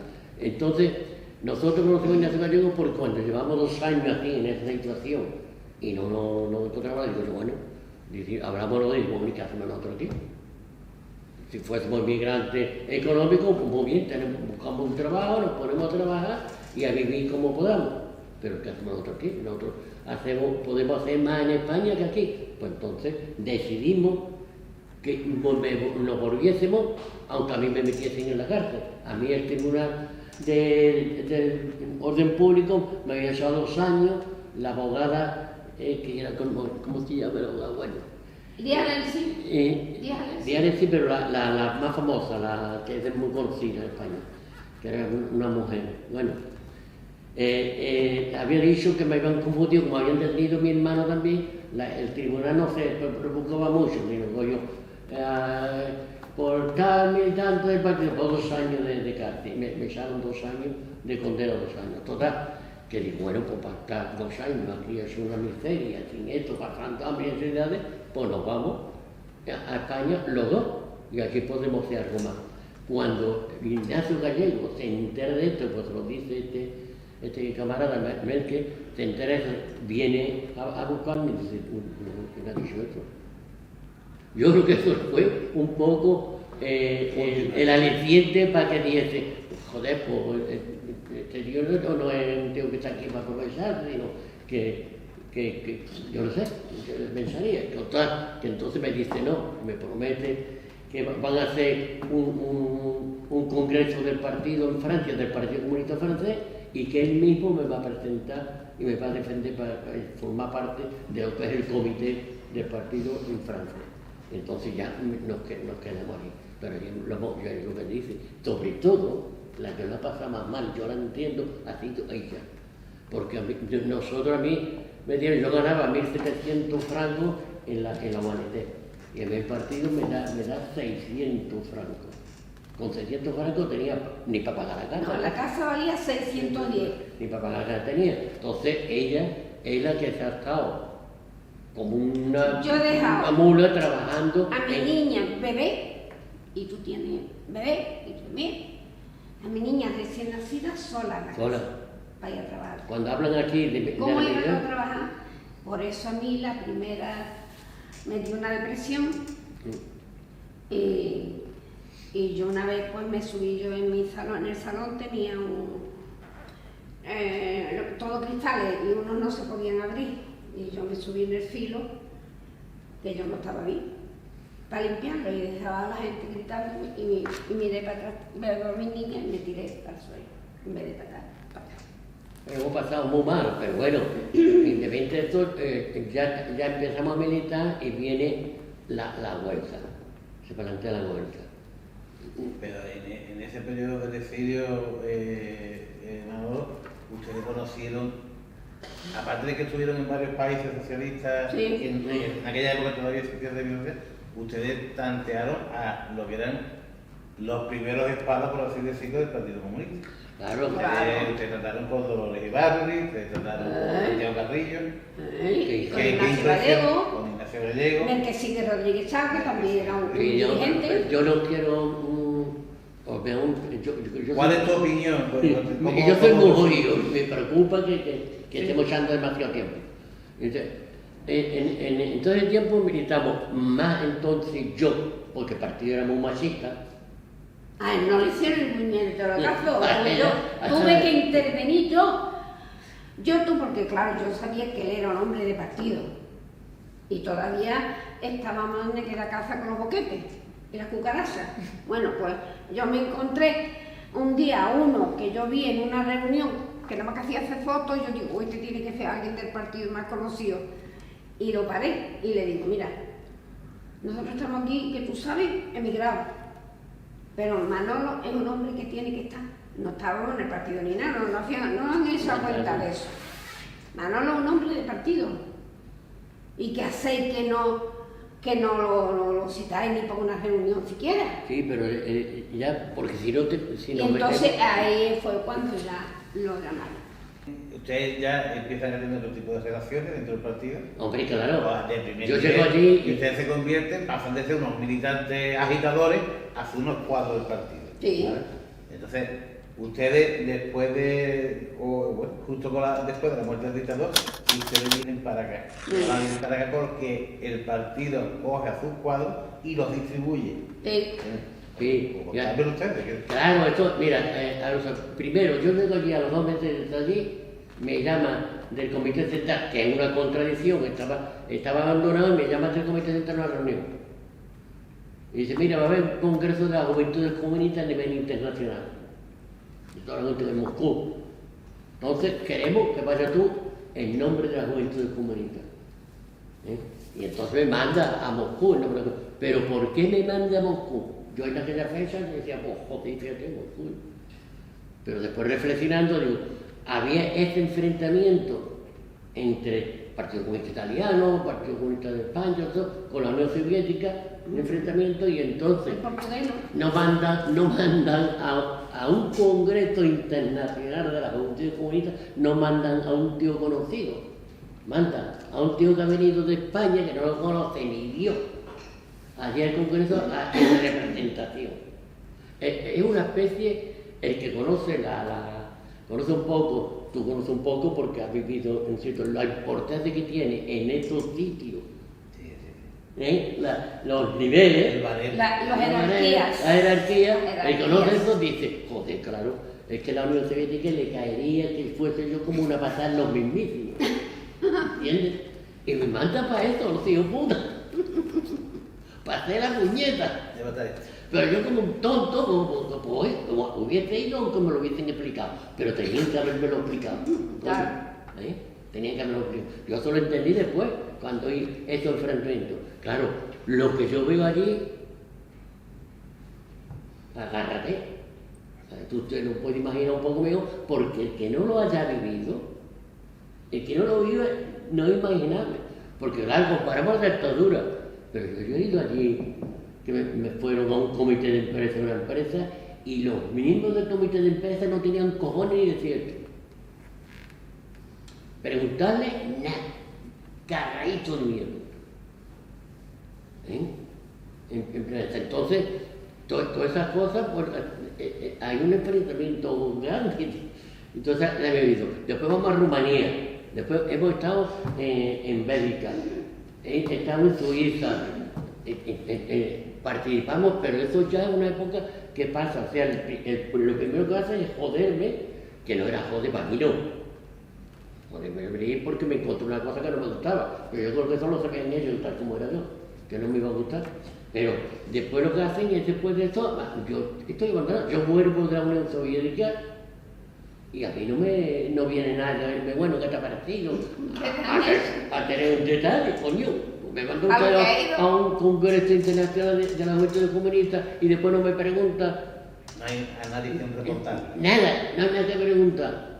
Y me tienen así hasta lo que dice ella, hasta el tiempo que ya Ignacio y es cuando empiezo a militar y entonces empiezo a recorrer todo eso y a tener reuniones en las que participa Santiago, a intervenir, por ejemplo, cuando hay la dictadura de Chile, el golpe de Estado, a intervenir en París en un mitin, que también hicieron mal, porque mataron gente de segundo nivel al mitin, tanto el Partido Comunista francés como el Partido Comunista español.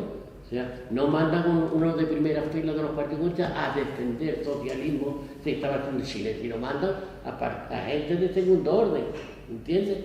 Entonces, todo eso ocurre hasta que el partido ya viene la muerte de Franco y ya cuando hay las reuniones, en el 75, cuando ya estaba enfermo Franco, hay interés de todo tipo. Nosotros no lo conocíamos, lo he conocido después. Por ejemplo, Comisión Obrera quería quitar a Santiago Carrillo y poner a Nicolás Sartorio al frente del partido. Ahí ya empiezan los enfrentamientos para ocupar puestos, para ocupar puestos. Pero eso nosotros no lo conocíamos. Si eso pasaba a nivel de comité ejecutivo, eso iba hasta los comités provinciales. Y seguramente en todos los comités provinciales de toda España, pues estaba pasando y de que había la gente que ya se arrimaban y se apuntaban para coger para futuros puestos ya clave políticos. Y eso pasa que cuando nosotros nos volvemos, pues nos encontramos eso. O sea, tú vas a quejarte que yo vengo mandado por el comité ejecutivo para ocuparme de la provincia de Cádiz, como Agustín de Murcia, como el Salvador de Toledo, como varios migrantes que nos reunimos allí en París con el comité ejecutivo y nos mandan a los distintos sitios. Y tú vas a discutirme que tú has sido nombrado también a dedo, a discutir que yo vengo nombrado a dedo. Cuando aquí, había ya una organización de todos esos años, de gente que habían entrado al partido, estudiantes, sobre todo estudiantes, y gente que podían estar capacitada igual o más. Pero si el compromiso era del comité ejecutivo, de todos los que venimos en esa situación, el compromiso era que en cuanto se legalizara el partido, llevar efecto congreso y entonces las elecciones. Pero claro, si estaba al frente del partido Manolito Espinal, la provincia de Cádiz, aquellos que estaban deseando ya de coger puestos, le era más difícil que si estaba uno de ellos. Y este enfrentamiento sucede no solo en la provincia de Cádiz, sino sucede en Murcia, entonces que yo conozca. Y además se va a extender. En todos los sitios donde hicieron lo mismo que aquí.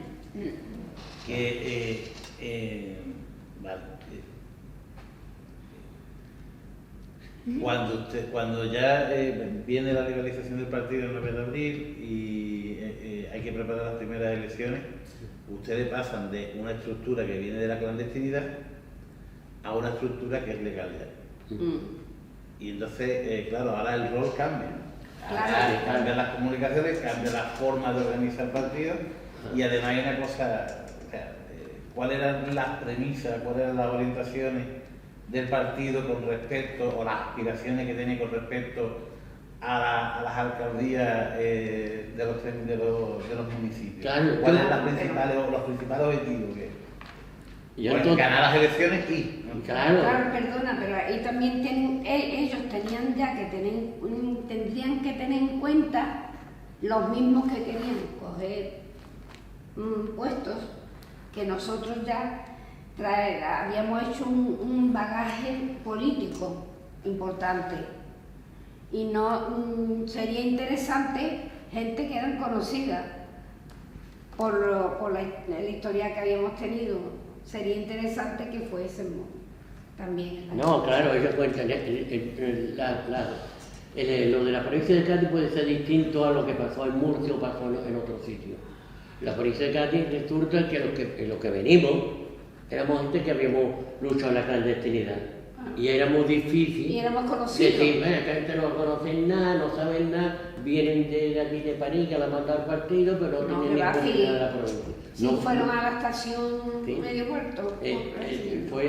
O sea, éramos conocidos. Entonces, yo puedo tener la responsabilidad, aunque a mí me aíslan y me quedo solo, pero claro, tenía poder. O sea, decir, la candidatura se va a hacer de esta forma. Claro, y la candidatura, primero el partido, lo que plantea la candidatura a nivel como yo te digo, que los cabezas de lista lo ponen ellos. Aquí pusieron a Rafael Alberti cabeza de lista, pero los demás miembros nosotros. Entonces, yo en la reunión lo que planteo es que los cabezas de lista, cada pueblo discuta quién puede ser cabeza de lista en su pueblo y cómo, y qué clase de persona es, y así elaboramos la lista. No los responsables. No, porque lo primero que era, claro, yo me hubiese puesto el primero, como hicieron en todas las provincias, responsable político por cabeza de lista. Después de Rafael, bueno, pero... En la composición de esas listas había también una tensión con la gente de Comisión Obrera que también quería.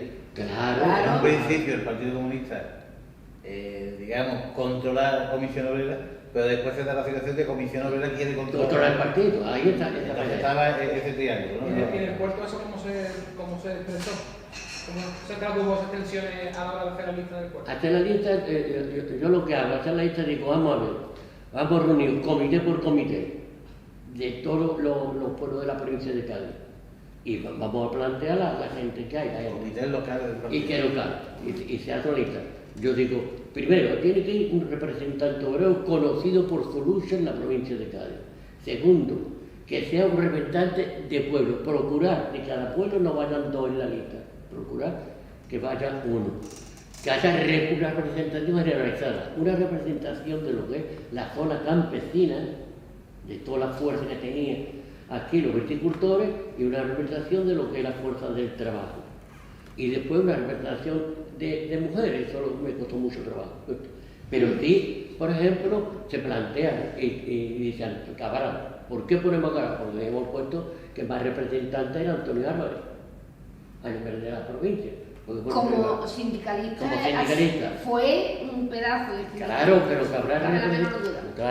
Cabral representaba todo lo de los viticultores de la provincia. ¿También? Y era un pueblo tremujera que era un pueblo eminentemente comunista. Entonces, allí no me podían discutir. Claro. Porque primero no me ponía yo, y ponemos a un representante que es conocido. Después otro representante obrero, hacemos después de Cabral, hasta el Álvarez. Que ya este es del campo, Antonio Álvarez de la industria. Después representante a nivel de esto, Paco Esteban, del campo de Gibraltar. Tenía experiencia, él conocía, él llevaba una lucha en el campo de esta muy grande sobre el campo de esta independizado de la provincia de